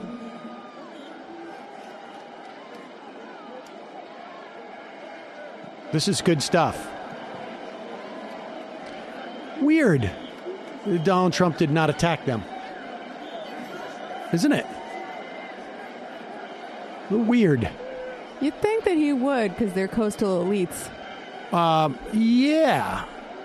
Although I also suspect that the proportion of white to black people in that protest was not sufficient or appropriate for him to speak up. Here is this is the Wesley. Is this Wesley Augsbury? Yep. He is the I think the captain of the Harvard football team. Gives a message of solidarity with the protesters. Is that who it is, Brendan? Okay. Hi, my name is Wesley Augsbury, and I'm a senior in Leverhouse and the captain of the Harvard football team. Today we face off in the game, competing with our great rivals from New Haven, Yale. But at this moment, both of our institutions continue to invest in the industries destroying our futures. And when it comes to the climate crisis, no one wins. Harvard and Yale can't claim to truly promote knowledge while at the same time supporting the companies engaged in misleading the public, smearing academics, and denying the truth. That's why we're joining together with our friends at Yale to call for change. In solidarity with my friends at Fossil Fuel Divest Harvard and Fossil Free Yale, who disrupted today's proceedings, many of my teammates and I are wearing orange wristbands, the color of the Divest movement, after the game. We're coming together to call upon Presidents Bacow and Salavi to divest from the fossil fuel industry now, for the sake of our generation. Good stuff. Love how his roommate wouldn't turn the TV off. Hey, dude, I got to make a big political statement because I'm captain of the... Come on, man. Watching the game. You know, I'm watching whatever it is. Playing video games. And, of course, though, here is Fox and Friends bringing on a, future Republican, current Republican, to talk about how, bad it is that people are protesting the destruction of the planet. One of the things they were trying to do was they were trying to demand the universities stop funding and investing money in fossil fuel companies.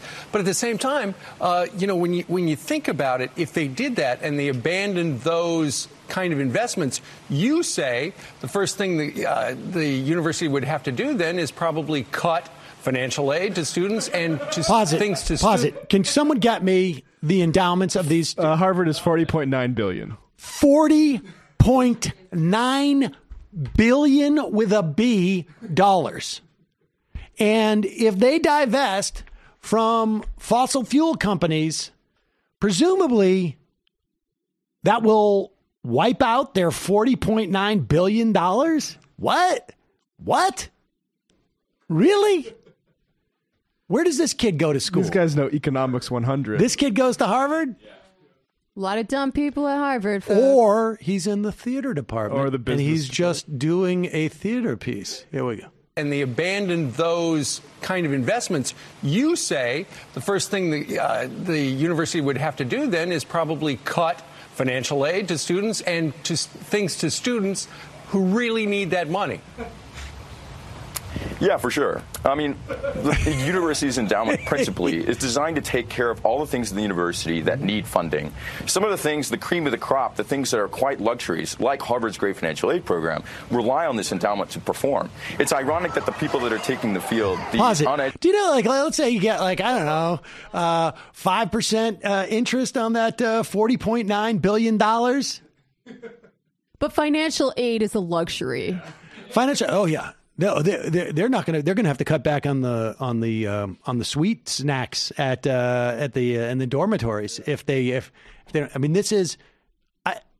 Wow. This guy's like auditioning. Like, I just want every Republican campaign to know out there that I'm willing to go on TV and lie through my teeth. luxuries, like Harvard's great financial aid program, rely on this endowment to perform. It's ironic that the people that are taking the field, these uneducated protesters that just want blanket action, they're the ones that are saying, I don't care if the endowment has bad returns. I want this very simple ban on fossil fuels, not in our general climate as a university, but just in the way we hold stocks as an endowment, which, by the way, as a protester, I have no expertise on. Yeah, I think it's kind of funny that they'd be the first ones to leave that field for a different reason, the field of Harvard University, because they wouldn't have funding to go to school anymore. Oh, okay. So it was the poor, uneducated kids from Harvard that were apparently protesting. This guy, what's Christopher Colby? Harvard really can educate some conservatives. Yeah. There you go. Future Supreme Court pick. Oh my God. Party with Kavanaugh. There you go. Shout out to class traders, though. We need more of those types. I mean, I imagine there is a decent amount of people who go to Harvard, a significant amount, who get financial aid. But I don't think there's going to be a problem with the $40 billion. I think the luxury might just be more the legacy admissions. I guess they probably get their money's worth from that. Exactly. Retcon. In that recent study about MSNBC's treatment of Bernie Sanders, Chris Hayes' show had the third highest negative coverage of Bernie. It was mostly guests' opinion, but kind of depressing. Love him and his podcast and books.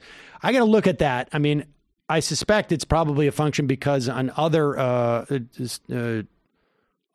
programs, they don't cover them at all. They're just looking at the evening lineup?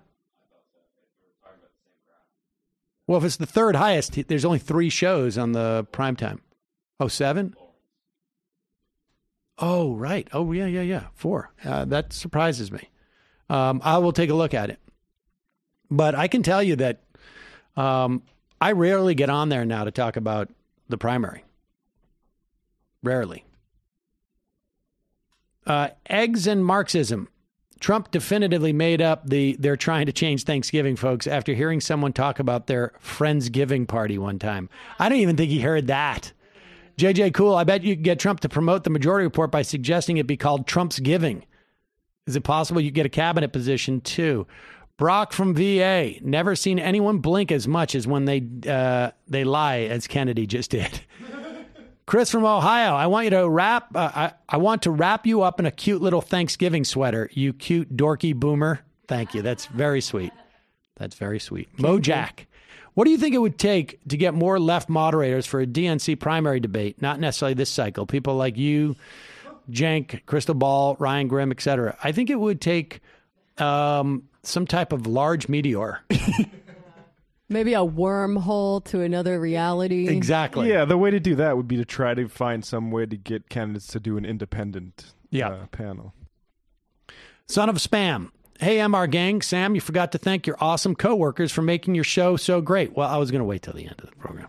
Also, I don't want to be too much of a scientific pederast, but you can make something move indefinitely using magnets. It's the El Dorado of classical physics, the perpetual motion machine disproved by the second law of thermodynamics. You can't make something move indefinitely. Okay. Anyway, the MOVA globes are driven by light. Check them out in the dark. They stop moving. Is that right? That's correct, yeah. What? That sounds like witchcraft to me. It's magnets and light, I think. What? That's what my understanding was. I don't believe it. Colin from Nebraska, we may or may not need to hire our ANCAP friend from Minnesota to quote unquote haggle with the Republican majority in the Supreme Court. Rube Davin, hey Sam, I remember not being involved in politics in 2010, and my understanding about the ACA is that both ends were unhappy, so it must be a good compromise. I was wrong then, and that's how uninformed people will think now. Indeed, I think that's true. Kevin M., did you see that guy's ex on Twitter? Harvard guy? Oh, yeah. Some woman said that she just broke up with him and she feels vindicated after seeing him go. Oh, that's funny. I mean, he's a campus reform guy, so she should have known earlier. Mean Kitty, did I miss the Janine Thanksgiving Day show? If so, what episode was she on this year? Sadly, Janine couldn't make it in. She was going to L.A. today. Glass is Gull. One minor point I picked up from the hearings was just how big a proportion of our diplomats' work is facilitating U.S. companies' dealings abroad. Seems like that's half of what they do. Indeed, of course. And that's fine, I guess, but add that to the list with the FAA and the highways of what we all do for them. Without a doubt. That's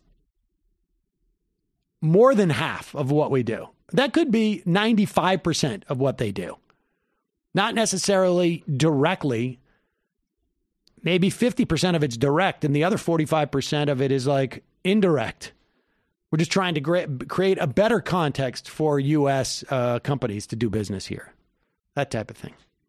It's not trying to give people their rights? Colin from a 310. Yeah, their rights to work for a U.S. company. Cheaply. Colin from a 310 area code. Who's this? Where are you calling from? 310. No? Let's try calling from a 954 area code. Hey, Sam. This is Yoshi from Miami. Yoshi from Miami. What's on your mind? Actually, I'm a friend of the show. A long time, first time. I'm affiliated with Thought Spiral, Andy's podcast. So, welcome. Yeah. I'm like, thank you. I'm like the, I would say the Ronald Reagan of that show. So. Very interesting. Yeah. Anyways, do you have a deficiency in your understanding of apples, or like one of those, like that type of hook? Yeah, apples, correct. Okay, exactly like that. All right. No, I wanted to talk about a couple of things. Michael's not around. I would like to yell at Michael. Typically I yell at Michael, I don't know, every 3 months, every time he makes a Castro joke that you guys all cringe at. Mm-hmm. Okay. But he's not around, though. Okay. So, no, anyways, I wanted to talk about the Florida felon voting restoration. Okay. Have you guys covered that at all? Because I mean, I listen to the show a lot. I don't know what the latest is on that, frankly. Okay, good. So, perfect. I've been keeping track of it, and some of my friends, I'm in Miami-Dade, so we have, on a local level, there's the initially rejected, they were kind of rebelling against the initial ruling. So they weren't enforcing it at all. So people were able to get their rights. If they just went ahead and submitted, they still get a voting card. So it looks like they're not enforcing it. But recently there was a ruling, I don't know, I want to say 3 weeks ago, by a federal judge that put a temporary stay, on that poll tax. So my friend who went to prison for selling marijuana, he was able to get his voter card and not have an issue. He was able to vote in the local Miami Beach elections. So if you're out there, if you're in Florida and you're wondering, can you get it restored, just do it. Oh, great. Because it looks like they cannot enforce it. You know? That's great. I'm really glad particularly in counties like Broward County or Miami-Dade County, places that have large blue contingencies. It seems like on the local level they're not going to enforce it. But then maybe you can look into it more, Sam, because you're more legalese than me. But we'll do that. That's the news. I'd like to call in more. I have views.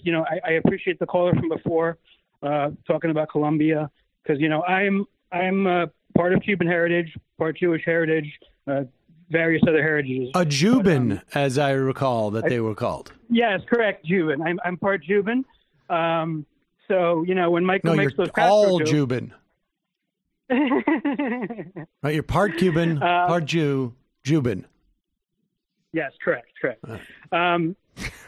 And anyway, so when Michael makes those, the reason I'm kind of get upset at Michael is because when he makes those Castro jokes, there's a big split in Miami, similar to, I would say, Israelis generationally, where you have the generations that have experienced the crimes of Castro, and the generation that experienced the crimes of the Holocaust. But the younger generation, particularly the younger Cuban Americans, we are for leftist policies, and we are trying to kind of, on a local level, rejuvenate leftist policies without the whole specter of Castro. So, I have berated Michael many times, and it comes from an emotional place, because I feel like he's undermining, some of what we're trying to do here. And my joke with him is, look, if he keeps it up, I'm going to take the CIA up on their offer to train conservative comedians off the coast of Cuba. I can give you even a more effective threat. Say that you will withhold Patreon subscriptions. Oh no, I unsubscribed his Patreon. I unsubscribed his Patreon. Unfortunately, I'm sorry. Well, what jokes does he make? I really am not familiar with this. Oh, he has a streak, and it's been for a couple of years. Like one time, he tried to promote his Patreon, saying, "Oh, we went from village to village." Like that's like me saying, "Oh, I'm having a sale. Get it like it's the night before Crystal knocked." Like, come on, dude. Like, that's not how you promote your thing, especially when we're trying. Like I said, people on the ground, are trying to make a difference. So I took umbrage with that. Well, with all due respect, I do not think the Cuban Revolution is analogous to the Holocaust. And of course not. Of course not. But that's not the Holocaust. Certainly have left critiques of the Cuban government and of Castro. But I also think we need to have some critical support for actually existing socialism in the world and be honest about the good things and the bad things. Sure, but the way he does it, deploys it, is not the way he's done it is not a very thoughtful way, and that's the difference. You know what I'm saying? Well, then I would also unsubscribe from Jamie's Patreon and encourage others to unsubscribe from Michael's. Sam, you were very I noticed you're very careful about this stuff. You were very. I went down. I think my perspective on Cuba changed after having been down there for 3-4 weeks, maybe. And particularly because I was able to compare this country's reaction to 9/11. It was shortly after there that I was down there, and so and at one point we were being followed by the counter-revolutionary guard, or the whatever they call it was a little bit hairy, but then you also you saw the deprivation and the difficulty that they had in the wake of the collapse of the Soviet Union, but there were also things that obviously in Cuba that are from as a function of socialism are good, are positives. I mean, so yeah. Right. And of course I acknowledge that, and that needs to be acknowledged too. But there's a balance, and I think you struck that balance well. I mean, I'm just thank being you. honest. So, I appreciate that. Happy Thanksgiving. And in that's that why case. happy Thanksgiving, Sam. Thank you. All right. If you're looking for Michael to stop making problematic jokes, you might be barking up the wrong tree. Yeah, we're not exactly aiming TMBS towards refugees from Cuba, frankly. But I take his point. I mean, we changed a segment from the Gulag for similar sensitivity concerns. Oh, is that right? Mm-hmm. The Gulag is done? Yep. It's bad now. It's just Trump saying very bad. The Gulag is canceled. Yeah. Oh. It's just a negative segment. It is a little bit, bit glib. I mean, a little bit glib. The only reason why people on the left can even joke about gulags and stuff is because we are so far from power that that's not a threat and not a conversation. So that's what's depressing to me about that. How many Patreons did it take for him to change that? I can't say why we changed it. Actually, I don't want to say. Oh, it was a heavy hitter Patreon. I mean, you don't have to say anymore. Actually, people can go back. It's on record. We had a discussion with Matt Taibbi about it. Oh, I see. Okay. Gave a little bit more of a the gulags were bad thing, and felt a bit weird after that. Calling from a 407 area code. Who's this? Where are you calling from? Hey, Sam. This is Josh from San Antonio. Josh from San Antonio. That is a real crossover call. Yeah. A composite character. What's going on, Indeed. Josh from San Antonio? If that's really your name. I wanted to talk about wealth and why it's kind of so much more of a problem than income inequality. So I ran some numbers on like what it would take to build some wealth. Does that sound interesting? Sure, go. Yeah. Okay, so if you're, say, a six-figure, your household is a six-figure, and you're able to do like $30,000 a year, and you decide, well, I don't want to invest that, I just want to save every year. So we're not getting into the wealth game. We're not having wealth build wealth. It could take a very, very long time for you to get to $1 billion. In fact, it could take about 30,000 years. So there's 30,000 no, years. I'm just trying to think where that would put me. And okay, go ahead. So if you're in the top 1% or so, and you're able to save like 300,000, then yeah, it wouldn't take 30,000 years. It'd take about 3,000 years. These are very rough, but 3,000 years. Okay. I did count a little bit for taxes and stuff like that, but it's still, it's inconceivable that anybody could accumulate that kind of wealth just working, right? If we were to think of your income right as your way of saving up. And so we're not even talking about Bill Gates numbers, which are like 100 billion, you know, and that would be like 300,000 years. Right. And who's got that kind of time? Years ago. Yeah, it's according to like the fossil record was the first time humans started showing up in Africa. The point you're making, that's what Bill Gates did, is that you cannot accumulate this kind of wealth based upon your labor. Right? Yeah. I mean, that's basically even if you're in the 1%, even if you're in the top, you know, top of the cream of the crop, you're not. It's unbelievable that you could accumulate $100 billion by your own work. I have found it really, really difficult. Yeah, you can only get it from exploitation, pretty much. So, but the point that you're making is, I mean, what's the next point that you're making? Sorry, you broke up there. What's the next point that you're making? Well, it's just that I think people tend to think of their worth in terms of their income. Like, you're such a high income earner. You're so valuable. You're a celebrity, an athlete, or whatever. And even if you started from scratch, like say you're saving $30 million a year, it would take you 31 years, or kind of your productive work life, to get to $1 billion, and then 3,000 years to get to $100 billion. So it's like, even the people that we think in society as these, like, they've added so much to society through, and we pay them so much for what they do.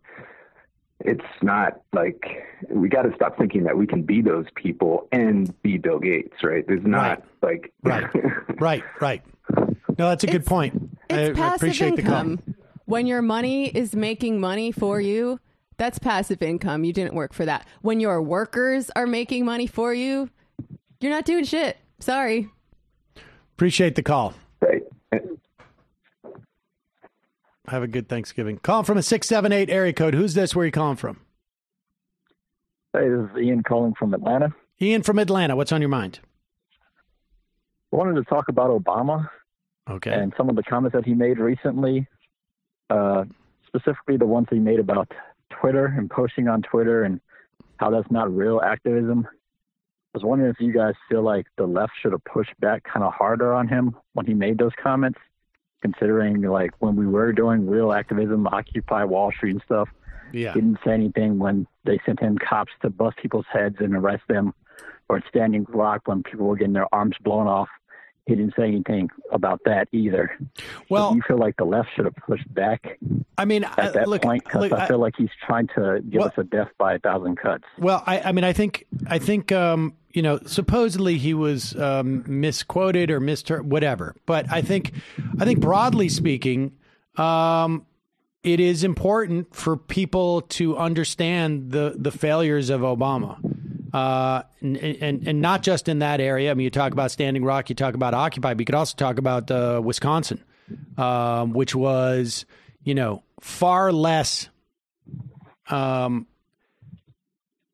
It seems to me that it would be far more reasonable for him to show up in Wisconsin which was a full-on Republican assault on union rights, which he said that he would literally put on his soft walking shoes and walk. I think it's really important for people to try and make sure that the perspective on Obama is more in line with really what he did during his administration. But, on the other hand, I also think that, like, I'm not sure the utility of it is worth the effort. I mean, look, if it's more effective for me here to say Obama in that New York Times piece came out and said Medicare for all, that's a winner.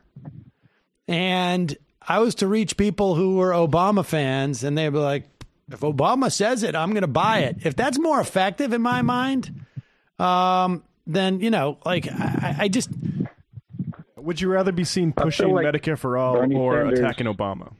Yeah, I just think that, like, the sad reality is, and I have criticized Democrats for this, and, putting aside, motives and incentive structures and whatnot, too many times they bring a knife to a gunfight.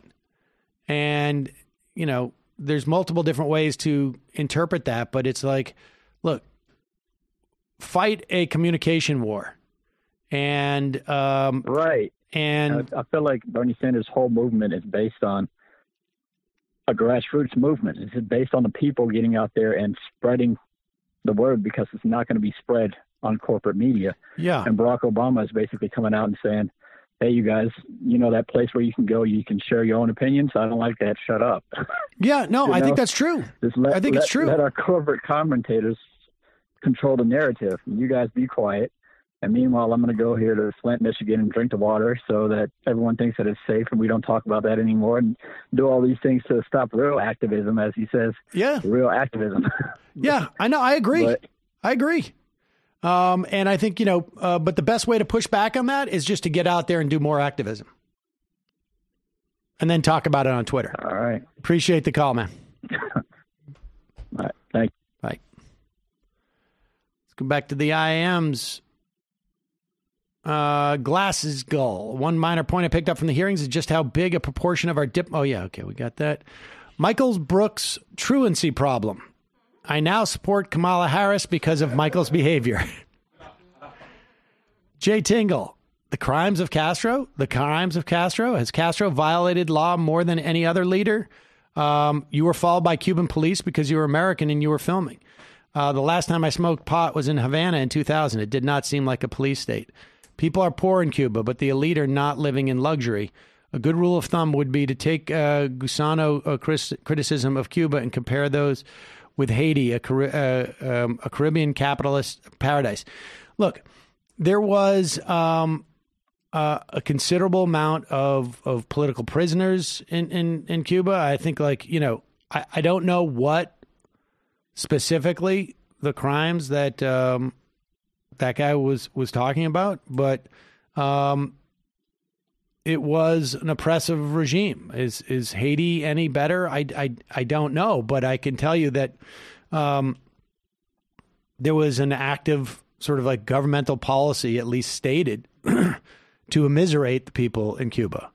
Well, to be fair, we've also country. seen what happens to socialists in Latin America when they err on the side of caution when it comes to, taking control of the state apparatus. I agree. But I think there was there was a period where I think in this country, the left would simply knee jerk celebrate Castro without sort of acknowledging some of the shortcomings. Sure.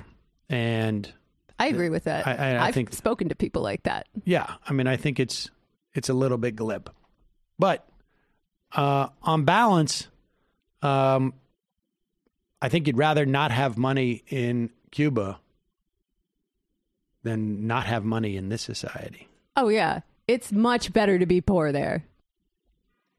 Christo, anyone catch Sanders' appearance on The Tonight Show last night? Probably the first time I've watched the show since Fallon became host, but Bernie seemed to be sincerely and very warmly welcomed, as well as shooting some hoops. He also made up his most cogent explanation of Medicare-for-all rollout. Worth looking up. I will check that out. The Jamie Fan Club. Can we stop making excuses for the willful ignorance of the American people? The no time excuse to have basic knowledge is BS. You don't have time to read as much as you do to know what gravity is. I really disagree with this sort of thinking. I mean, I think like the powers that be know exactly what they're doing when they like say make things like health insurance take a lot of time or make you work 40 hours a week. Like I think a big problem with the like dropping down a 3-day work week, for instance, would be how much time people have to look around them and realize how effed up our society is. Right. Yeah, and it's not just time either. It's energy, it's education, it's culture. It's like not seeing a lot of material results from electoral politics in your own life.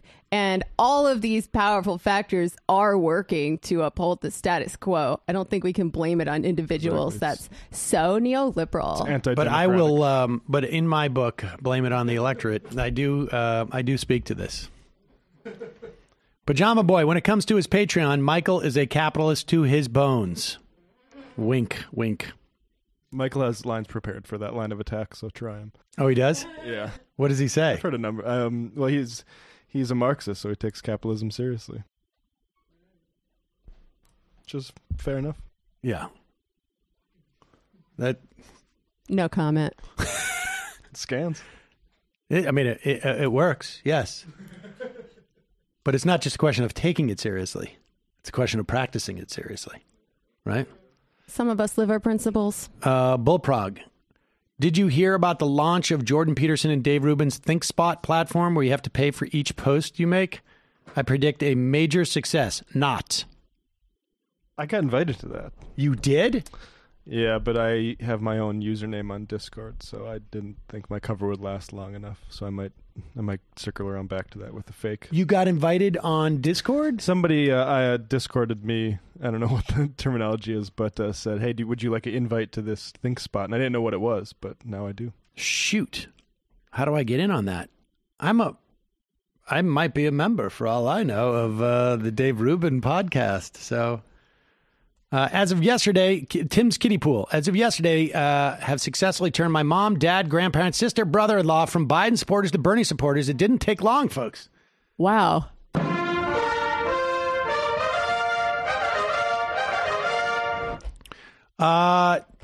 Dave in the Berkshire. Is that who it is?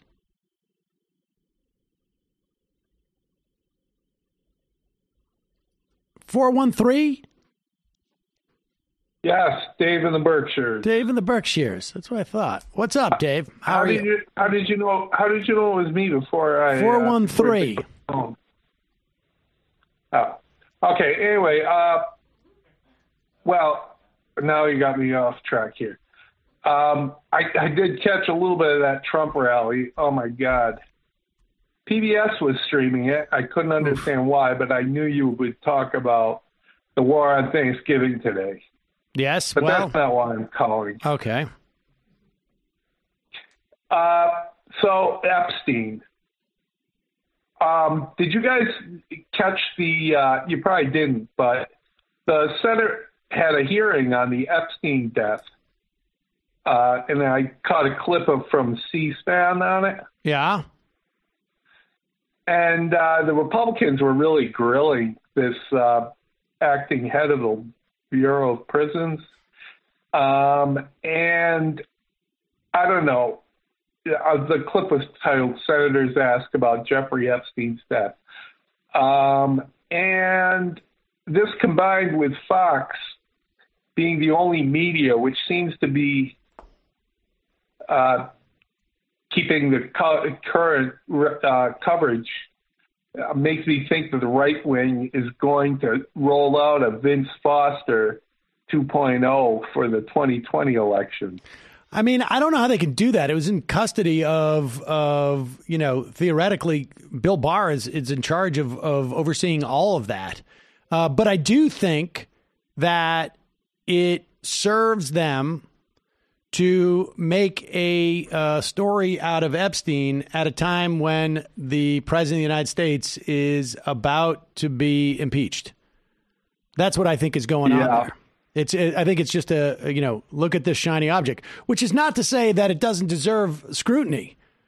But I think what we need is like a really well-reported piece as opposed to sort of like, I don't know, garbage. But I appreciate the call. The right won't seriously treat it. Crowder did a stunt recently where he was... I know. Like, can I hang myself using Epstein thing? And he concluded that maybe Epstein could. So I would say it's controlled opposition. And if you want the real skinny on the Epstein stuff, it's on the left, not the right. And so Crowder did not succeed. He did not. He's still alive. But he said maybe Epstein could have. Just another failure that Crowder has. I think I know who this is, too. Calling from a 308. Is this perhaps Kowalski? Oh, my. You do know me. There's a couple of places, Western Mass, Nebraska, I would imagine not many 308s call you, but hey, the reason I'm calling, quite simple. Just wanted to give your viewers here a couple talking points for Thanksgiving on Medicare-for-all that's working in the heartland, or AKA real America, if you have to talk to those kind of relatives. So basically, treat Medicare-for-all or, single payer as just call it a common good. That's, capitalist wording, and I mean, in all actuality, it does work. Point out the fact that you just want capitalism to work at the local level because, the hospitals then can actually compete with one another. It's free at the point of service. In many ways, it works just like our road systems. It's free at the point of use. Yes, we all pay for it, but we all benefit from it. It actually does work a little bit better than you'd think, wording it like that. That sounds pretty good. Free at the point of service is like our roads. It's a common good. We pay into it, and it allows capitalism to flourish on the local level. I mean, also, just speaking of roads, as I'm sitting here driving after we got probably 6 inches of snow last night, the roads are all cleared. They've got salt on them. People are commuting. Now, that doesn't really sound like a failure of the local government. And for the most part, the local government, they just simply contract local people to go out and do this. So, I mean, there's absolutely no reason why something like that cannot work on the national level for healthcare. I mean, roads are a success. We get from A to B. Right. And, the roads are free, but not really. And that's not such a bad dynamic. Because it is a common good, which is a fundamental foundation to capitalism. Not saying it isn't also part of socialism or communism, but, it's... you can leave that part out. That's not the audience. Well, that's just not the audience you need to be talking to. Right. Good idea. Also, point out that socialism is just basically democratized economics. That's it. Yep. That will only work if the people you're talking to are not literally of the capitalist class. But most people aren't. Just always bring things back to we need to help workers. We're all workers. There are workers in California. There are workers here. Our interests align. And particularly for people in low-income or rural areas, things like Medicare-for-all disproportionately benefits us because it'll bring more money and resources into our communities. That means more jobs, more people spending money, more kids in the local schools. It's just good all around. Great. What else you got? One more? Well, I guess I hope you guys all have a good Trumpsgiving. That and I will get in contact with you soon. My campaign should go up here pretty soon. I just need to make sure I've got all of this wording 100% right. Otherwise, the opposition's going to kill me. All right. Well, great. Good luck with that. Have a great Thanksgiving. Thank you, Kowalski. Peace, everyone. Happy Thanksgiving. Those are good talking points for Thanksgiving. Calling from a 559 area code. I have no idea. Hey. Can you guys hear me? Yeah. Who's this? Hi, this is Joe from from California. Joe from California. What's on your mind? Hey, I just wanted to say that I was really, really proud of my representative up there on the impeachment hearing. Of course, I'm calling from California's 22nd district, Devin Nunes's district. Moo. Yeah, so, I mean, I can't believe, how much that guy just lies up there and everything. I mean, it's pretty nuts. Pretty nuts. Yeah, I mean, it seems like they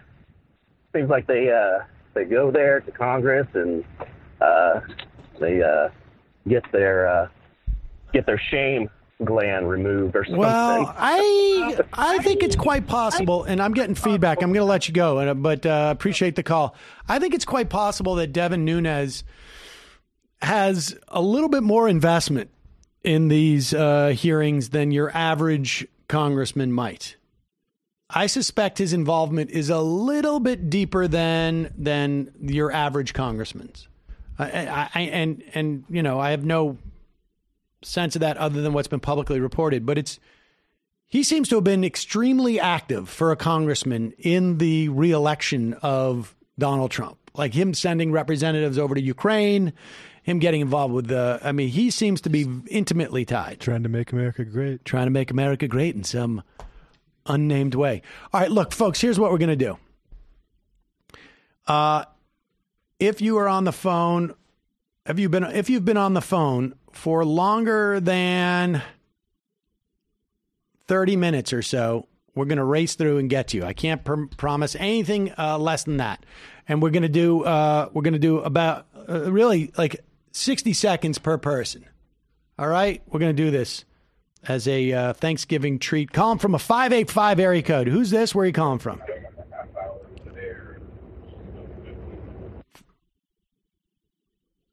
585. 585. Well, this is not going that well.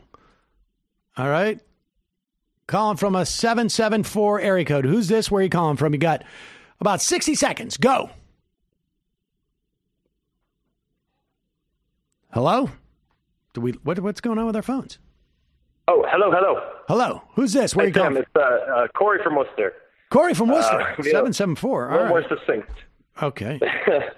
I thought it was a little odd that that Steven Crowder wanted to show off his autoerotic asphyxiation fetish on his own show, but you know, it's a shame we couldn't have traded him for John Carradine. Yep. But no, really. So I don't know if you know about the Pawtuck Stadium that is being moved to Worcester. Yep, I'm aware. So I'm actually getting involved locally with a few organizations to deal with like rent control and like making sure that, you know, that the issues with the wealthy influence coming in, because there's going to be a hell of a lot of that, is going to at least less negatively impact the population, because you can only do so much, but, you know, try to pressure some of the local politicians to really side with the people and make sure that the displacement isn't too horrific when that stadium comes in. So, good. Just wanted to throw that out there. Is there a website? Do you have a site or something where people can get involved? There's a few organizations that I'm getting involved with. Like, you know, when I know more and how these are actually getting off the ground, because the first one, actually, the night that I was going to, they had their power shut off, so that wasn't a very. All right, well, it was a little foreboding. Corey, call back in. I'm interested in hearing more about that. Absolutely. All right, thanks, man. Happy Thanksgiving, guys. Happy Thanksgiving. From Worcester, 774. Where's that from? Calling from a 260 area code. Who's this? Where are you calling from? You got a minute. Who's this? Hey, this is Jake from Fort Wayne, Indiana. Jake from Fort Wayne, Indiana. What's on your mind, Jake? So I just have a quick anecdote and then some advice for Bernie supporters. So a couple weeks ago, Bernie was in Minnesota, and he did a rally with Ilhan Omar, and I thought it was pretty great. I was watching it on TV. I was drinking. The Packers had just lost. I drank way too much, and then I tried to donate $10 to the Bernie campaign. Well, I accidentally donated $100 to the Bernie campaign. I thought, if we were all just drinking more, then Bernie would have so much money he wouldn't know what to do with. So I think everybody needs to watch as many of these rallies as they can on YouTube or wherever it is, and just have a glass of whatever your favorite thing is, and then bring about the revolution. Let's do this thing. Lula Libre. Baba Booey. Love you. Bye. All right. Happy Thanksgiving. Good call. Well done. Came in at 50 seconds. Calling from a 978 area code. Who's this? Where are you calling from? From Mass. What's going on? Who's this? Matt from Mass. Matt from Mass. You got 60 seconds. Go. All right. I just wanted to say 2 techniques for arguing with people at your Thanksgiving. If it's a conservative and they talk about Obama and how Obama was bad, tell them you also hate Obama, and that'll throw them off their game. Yep. And then if you're talking to a liberal and they talk about how, things just work this way and, change is impossible, tell them that runs against about 5,000 years of human history. So just 2 talk points real quick. So good job, Matt. Have a good Thanksgiving. Thanks for the call. You too. Bye. These are good calls. Oh. Calling from a 215 area code. Who's this? Where are you calling from? Hi, Sam. It's Mindy. How are you? Mindy, you get 90 seconds. What? I get how many? 90. Sam, how do we deal with the fact that Main Street media won't deal with Bernie or Elizabeth Warren at all, and every guest they have on is completely shutting down the idea of them and just making them out like they're devils? Well, promote, obviously, the Majority Report. That's the first thing. The second thing, and probably more relevant, is make phone calls. Tell your friends. Organize, right? I mean, because every time I talk to my friends about it that are all my age, I feel like I'm the middle-age pulse of the show sometimes. But we'll go out to dinner with people and they're like, oh yeah, we love Biden and we love this, and they're just like, they're all up in Bloomberg and all that shit. And they're just not getting it. Because this is all they're listening to and this is all they know. I would just say, I would make the electability case. I mean, it seems to me the easiest case in the world is for people to say, look at Biden. I mean, seriously, do you think Biden is going to make it? Yeah, and then they go Pete's the Wonder Boy. He's like the Rhodes Scholar. And I'm like, well, Cory Booker's a Rhodes Scholar. Nobody's talking about him being a Rhodes Scholar. It's just like I feel like I'm having arguments with my people. Well, start with Biden, and then you just work your way down. Okay, so that's it. I mean, there's nothing else to do, and ultimately you just got to organize for Bernie. I mean, that's it. Turnout is more important than persuasion. Well, that's where I'm at. So people are kind of not wanting to talk to me about politics anymore because I'm kind of nasty. I understand. Maybe phone bank then. Talk to people who don't know you. I think that's something we have in common, Minty. Oh, what? They don't want to talk to you either? You're like the the baddie, the bad person? I am I would say more annoying than bad. My friends are really sick of hearing about, leftist politics from me. But you know what? All good organizers are at least a little bit annoying. So there you go. Mindy, have a happy Thanksgiving. Did I go under my 90? Well, you got closer about 2 minutes, frankly.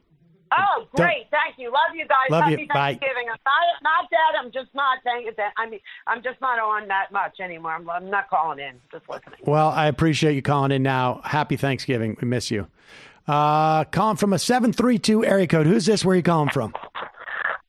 This is Nate from New Jersey. Nate, what's on your mind? I'm just wanting to say happy birthday to me. Also, I called in about a month ago about Turkey invading Syria, and that Turkey's whole rationale for why it's okay is because they're attacking us. If they really wanted to pull this kind of nonsense, they should have done it through NATO. All they're doing right now is just fomenting more war and more terrorist attacks. Yeah, I think you're right about that. Appreciate the call, Nate. Happy birthday and happy Thanksgiving. Thanks, Sam. Have a good one. You too. Calling from a 720 area code. Who's this? Where are you calling from? Hey, Sam. This is Joe from Colorado. Joe from Colorado. Just about the IDW real quick and progressive media. And I think that I'm really surprised that manufacturing consent is so powerful than I thought it would be at this point with the internet. And I wish that the IDW and progressive media like yourselves and everybody else who supports Bernie would be able to team up in a way. And I think one way would be to try and reach out to somebody like Eric Weinstein and Brett Weinstein a little bit more. He said in that one clip that he's only listened to you talk for about 45 minutes. And I suppose that he probably only listened to your Dave Rubin clips. And so he had the perspective.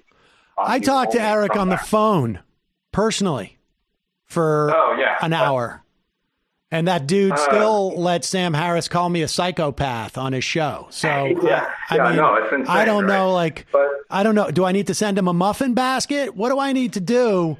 I was hoping that you would just maybe listen to his first appearance. I think it was number 41 on Sam Harris's show, where he actually, I think he's more open to the left than he makes out sometimes. Well, he might be, but listen, Harris. But he might be. But so what? I mean, honestly. Well, I don't know. I think he's got some really interesting points of view, and if he was able to get over whatever his problem is, that he would be a really interesting guest. Let me ask you this. Let me ask you this, Joe. Joe, let me ask you this. Joe. Okay, go ahead. Let me ask you this. You get off the phone right now. I say, Joe came on here and he's throwing around this what a psychopathic way to approach this that Joe had. Joe, you tell me. This is the first thought that occurred to you? Hey, I can actually build some bridges with Sam. Yeah, I mean, I understand. Right. Well, listen, I'll give it some thought because it's Thanksgiving and I'm going to be in the Thanksgiving spirit. Yeah. And thank you for calling, Joe. Folks, the IDW is a hierarchy maintenance project. There you go. I don't know how many of those folks are going to go for socialism. Especially the ones that work for Peter Thiel. Yes, indeed. Calling from a 910 area code. Who's this? Where are you calling from? Hey, this is Brandon from Wisconsin. Brandon from Wisconsin. What's on your mind? Just wanted to let you guys know that I started a YouTube channel called I Am a Revolutionary. It's basically a channel that will focus on civil rights history. And I just wanted to make it because I know there's not a lot of content like that on YouTube. Interesting. What's it called? I Am a Revolutionary. It's a quote from Fred Hampton. I Am a Revolutionary. Is it launched? It's launched. I only have one video, but it's an introduction video. Over this Thanksgiving weekend, I'll be recording some stuff. Great. We'll check it out. Thanks, man. Sounds like our Have a happy Thanksgiving. All right. Calling from a 724 area code. Hello, Sam. This is Kevin calling from Pittsburgh. How are you? Kevin from Pittsburgh. How are you doing? You got 60 seconds. Go. I'm going fast. So I was originally going to call you about Dennis Miller since I'm from Pittsburgh, but I'll save that for another call. Please. I've been watching your show for a long time. I've recently started showing the show to my girlfriend, dipping her toes in, and sometimes we're sitting around watching streaming shows. What I'll do is, as a palate cleanser, we'll sit there and watch Sam Debates Libertarians. Good. Which has been extremely entertaining and edifying. And she absolutely loves you. She thinks you're adorable. Could you do me a favor? Sure. To get me in good with the holidays and look at the camera and say, hello, Ashley. Thank you for watching. Hello, Ashley. Thank you for watching. You're the best, Sam. Happy holidays. And, fuck Mike Cernovich 700,000 times, give or take. Appreciate that very much. You're welcome. All right. Well, Ashley has very good taste. I appreciate calling from a 916 area code. Who's this? Where are you calling from? I think you might be talking to me, right? Yeah. Just making sure. Yep. You got 60 seconds. Hi. I'm Aaron from Sacramento. Aaron from Sacramento. Pluto Alan Gallows on YouTube, but starting up a horror channel, which should be launching up at the first. But I'm calling about a couple of points. One of the first points I wanted to make, as a gay person, I'm kind of put off by the idea of being patronized. You know, I kind of feel patronized by Buttigieg being put up in the media. It kind of feels to me kind of like, oh, he's your token gay and all that kind of stuff. When it that shouldn't be what it's about, because that's not what it's about to me. I support Bernie and Warren because they're about the policies and they're about the people. You can be turquoise with pink polka dots, gay, straight, bi, trans. I don't really care. But if you support the people, then you get my vote. I mean, I don't like being patronized. I see it all the time in politics, and this identity politics shit on both sides it's sickening. We got Dave Rubin on the right, and then we got Buttigieg on the left, and so they don't support the people. They support the business.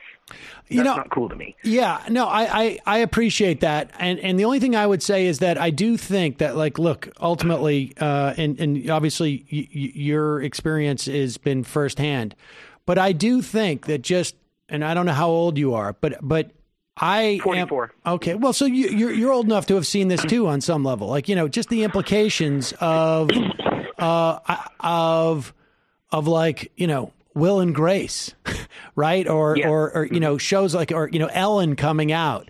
It really, I think, has made a material difference in the lives, particularly of young people.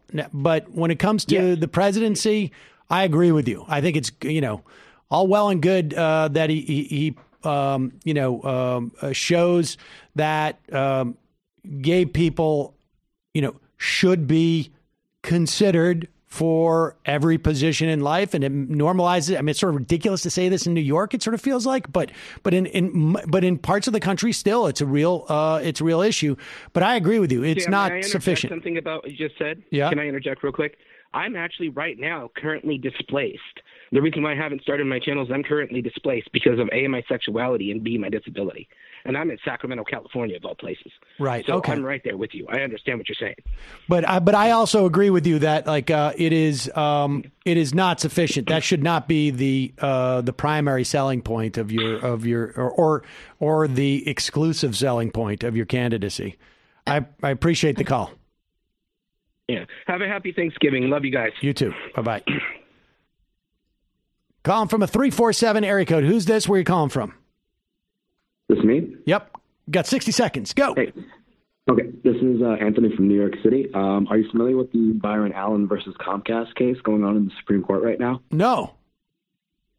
So it's a $20 billion lawsuit that Byron Allen brought up. He is the owner of the Weather Channel. Basically, the lawsuit is racial bias against Comcast for not carrying specific black-owned media. It's a distribution case. They found that Comcast, basically you have to essentially buy the more expensive packages in Comcast in order to get access to black-owned channels and networks outside of, like, BET. And they won in the Ninth Circuit. Comcast pushed it to go to the Supreme Court right now, and they're essentially arguing the only way that they can prove that there was discrimination is that if that was the sole reason for the refusal. So in other words, like de jure as opposed to de facto, I think is the argument. I think of the but-for clause. Okay. Or something like that. All right, interesting. And basically, if they win this in the Supreme Court, it'll possibly overturn the Civil Rights Act of 1866, which allows for basically anti-discrimination against minorities to contract. So I think it's a big case that definitely needs more coverage. All right, we'll keep an eye out for it. I appreciate the call. Have a good Thanksgiving. Calling from a 516 area code. Who's this? Where are you calling from? Is this me? Yep. This is Whitey from Long Island. Whitey from Long Island. You got 60 seconds. Go. So on Jimmy Dore's show, he was saying that Tulsi Gabbard is better on foreign policy than Bernie Sanders. And that shit's just a straight-up lie, if you ask me. I mean, I guess it depends on how you assess it. She's a big supporter, as far as I can tell, of the war on terror, which I think is, sort of fundamentally the our modern imperialist, primary modern imperialist too. She's an anti-interventionist, and in the sense that she doesn't think from like a drone is an global intervention. solidarity standpoint, she's not even like as good as Bernie Sanders. But yeah, even on this fucking war of terror, she's not as good either. Well, but she was on Jimmy Dore's show, so she did go on Jimmy Dore's show, so that really also has a huge bearing on your foreign policy assessment. Appreciate the call. Yeah. All right. As you know, Bernie Sanders really, his policies got really much worse when he did not go on Jimmy Dore's show. Calling from a 972 area code. Who's this? Where are you calling from? Hello? Hello? We only have 3 more callers. Is this me? It is you. You got 55 seconds now. Who is it? Where are you calling from? Oh, shoot. I'm from Israel. Would rather not disclose my name. I'm about to enlist. So, is that okay? Yeah, go ahead. Okay, so what I want to talk about. Right, so this is a bit late, but I wanted to call a few weeks before, didn't get to it.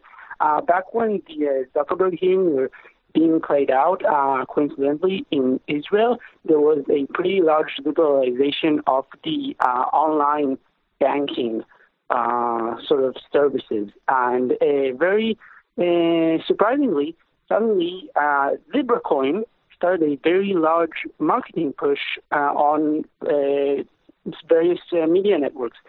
Basically, a lot of very nice, very PC ads about how much we appreciate our customers and how much we are thankful and all the hard work we've done and how we just want to provide services for the for all the people. And interesting. Yeah, I think it's just very telling that like as soon as those hearings were happening and as soon as more market opportunities were being offered in that place, they immediately jumped on that and like are trying to get into that market and basically take over it. I appreciate the call. Can I add one more thing? Yeah, quick. Do I have time? I wanted to respond to a thing that was said before about electability, and I think it's very much worth mentioning that basically the whole, like, Biden usually bringing up the idea of electability for why we should vote for him.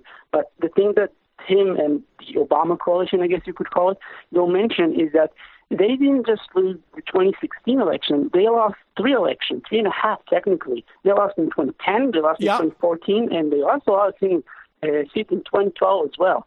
So their argument has been proven wrong, not just once, but various times. And it's worth mentioning that in 2013, there are like recordings of Bernie Sanders standing outside the White House while Joe Biden and Barack Obama are inside attempting to cut Social Security to win over supposed moderate Republican support. I agree. Appreciate that. Very good argument. Yeah, good. I appreciate it. Good point. I think some of that you can find in Ryan Grimm's book too. Calling from a 703 area code. Who's this? Where are you calling from? This is Marcus Sam. How you doing, brother? Good. How you doing? You got 60 seconds. I wanted to see what life was like at an echo chamber, so I joined a Trump supporting group. I started off slowly, a little bit of memes here and there. Then I kicked it up a notch. Started posting Mein Kampf quotes. Exchanged the word Jew for Democrat. You'd be surprised how much these people love those quotes. Oh my God! Just a warning. Keep an eye out on them. All right, I appreciate the call. Take screenshots of your work. Please. Yes, I would take screenshots. That would be very helpful, I think. Appreciate the call. I picked up quite a bit of that vibe on the Tim Pool comments on our debating, to be honest with you. All right, we only have 2 more calls left. Calling from a 516 area code. Who's this? Where are you calling from?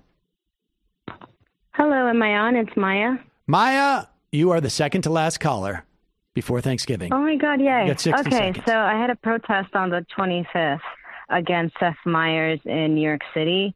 So he's being an asshole. Him and his wife have been, like, annoying for years now. They have, like, a vendetta against sex workers that I don't comprehend where it comes from. Seth Meyers? But, yeah.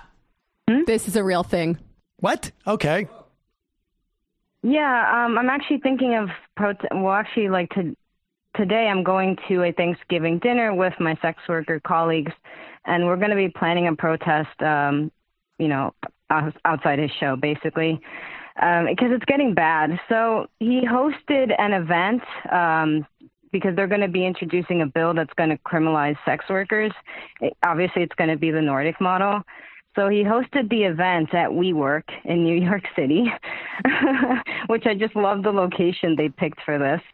His wife is Alexi Ashy Myers. I'm bad at pronouncing names. But she's a prosecutor, and she's like trying to rebrand herself as like a human rights lawyer and an abolitionist. But yeah, she put people in prison for many years in Brooklyn, and then just married Myers, moved to New York City. They have a $7.5 million house.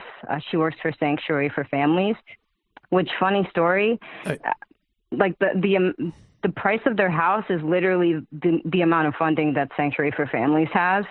And most of that money does not go to people. It doesn't even go to survivors or anything. All right. Well, I'm going to look into it because I've not followed Seth Meyers' anti-sex worker expert. No, I mean, appreciate the call. It's a huge business, and they get celebrities on board to oppose decriminalization under the banner of fighting sex trafficking in a way that flies in the face of all the available evidence and all of the things that current sex workers are telling us that we need to do in order to protect their human rights as workers and as people. But why, like, Seth Meyers get involved in this? Oh, I guess because of his wife. I don't know. It seems bizarre. All right. The final call of the day, folks. If it's not you, I'm sorry. You didn't make it under the thing. I gave you fair warning about what we were going to be doing in terms of the callers. You're calling from a 206 area code. No way. Yes. Who's this? Fantastic. Well, first time, long time. Sammy, I love you guys. I'm calling from the Hudson Valley, just north of you. Oh, all right. What's your name? And I wanted to give a shout out to all of you guys, the work you do. I think it's fantastic. I mean, if I believed in God, I would tell you you're doing God's work. Oh, well, thank you. That's very sweet, I think. And, you know, so Matt, I have a quick question for Matt. Gotta hurry. Who's from North Dakota. Quick. I'm here. I really want to point you guys to a Guardian piece about South Dakota and the trust laws.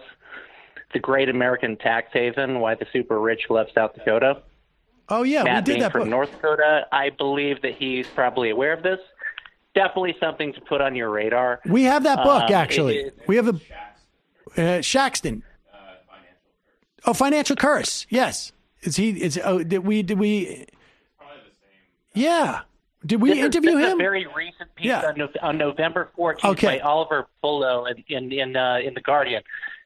Unbelievable read. Like, being from South Dakota, that's where I grew up. I'm amazed that this is happening. All right, well, dude, but listen. It really does deserve some attention. We'll look at that piece, but also go back and listen to my interview with Nicholas Shaxton, which was like a week ago on the Financial Curse. Okay. He talks about that. We talk about that, about how that's. I mean, it's basically like they're putting, you know, this is like, I mean, forget about offshore. Exactly. Go back and listen to that interview. Don't miss an interview on the show. I'm going to. Do not miss an interview on this show. You cannot. I am absolutely going to. Yeah. Appreciate the call. Have a good Thanksgiving. Okay. Folks, that is all the time we have. I wish you all a Thanksgiving. I want to take this opportunity, though somebody stepped on it a little bit, to thank Brendan and Jamie and Matt, and even Michael to a certain extent. And David, thank you. You guys are great. Thank you, audience. Really appreciate it. Talk to you in a couple of days. Bye-bye.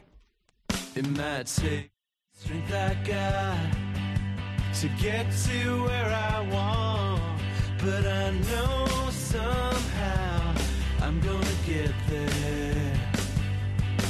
I wasn't looking when I just got caught between the truth and the light bulb, but finding out won't make me feel any better.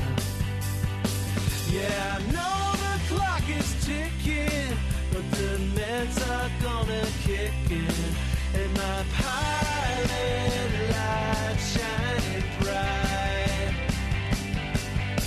I guess somewhere the choice was made for the option where you don't get paid, for the road that bends before it finally breaks you.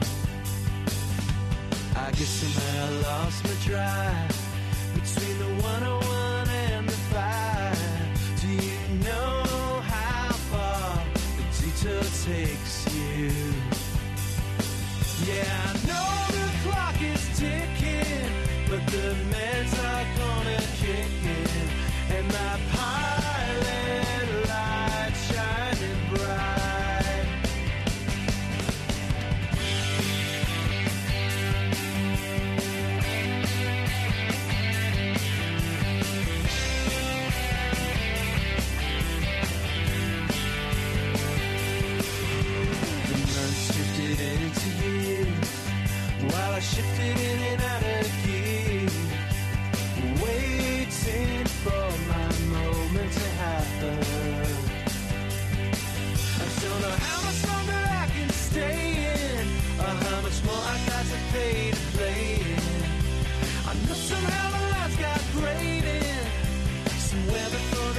gets faded, but my